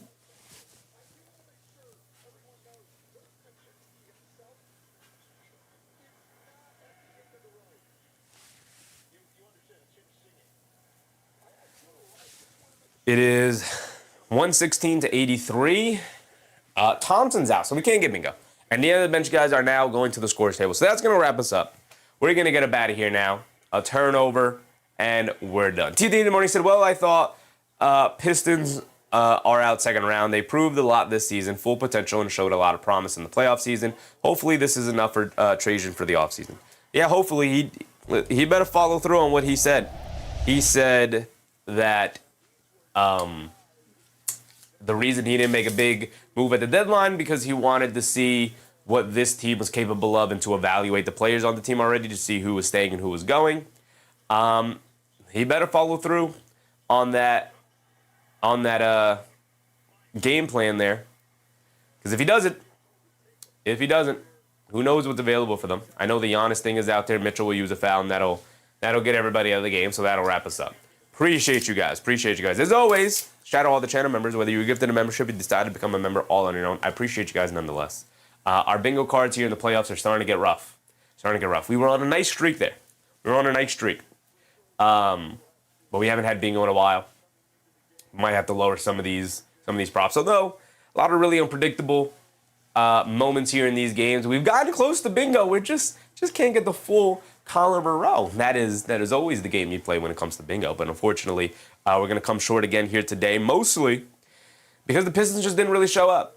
Tough night for the Pistons. Donovan Mitchell, 26, 7, and 8 in the game 7. Beautiful stat line. I thought he was excellent. I thought Mobley was excellent. I thought Mobley was the star of the game, if I'm being honest. Jared Allen, obviously, was pretty fantastic as well. James Harden did his best to try and sink his team, of course, but could not fully come through. Sam Merrill was spectacular off the bench as well. DB said, Cavs will be a storm in a bottle. Pistons fans deserted every chat. Yeah, I mean, they don't really have a leg to stand on after this performance here tonight, but that's going to wrap us up. Appreciate you guys. Thank you for hanging out with me. Rob said, I think Cleveland's going to be happy just to get past the second round. Yeah, Donovan Mitchell's first conference finals appearance. There we go. There you go, Mitchell. You finally made it. You made one before Joel Embiid could. There you go. But I appreciate you guys. Thank you for hanging out with me. We will be live again for tomorrow. And, of course, we're going to one game a night now. No more doubleheaders because we are now in the final 4 teams. Our New York Knicks are one of them. As always, shout out all the channel members. Again, just for the last time. Shout out all of the contributions here tonight. Shout out my guy AP. Shout out Freeman for the subscription tonight. Appreciate you, Freeman. Hope you had a good time tonight. AP, multiple super chats. My guy Rock D Guy with a very generous super chat. Appreciate you, brother. AP again. Appreciate Freeway Hustler with a very generous super chat. All of the gifted jewel things. Appreciate you guys as well there. I know Buzzer Beater sent one as well. Thank you guys for your generosity as always. And of course, we'll be live again tomorrow. But this one is over. 3:30 to go. 118-90 is the score right now up on the screen. But of course, end of the bench guys are in the game. So we're going to wrap it up there. I appreciate you guys as always. I'll see you tomorrow. Remember, brush your teeth before bed. Stay hydrated. And I'll catch you on the next one. Good night, everybody. Bye. So the Cleveland Cavaliers it is. Bring them on.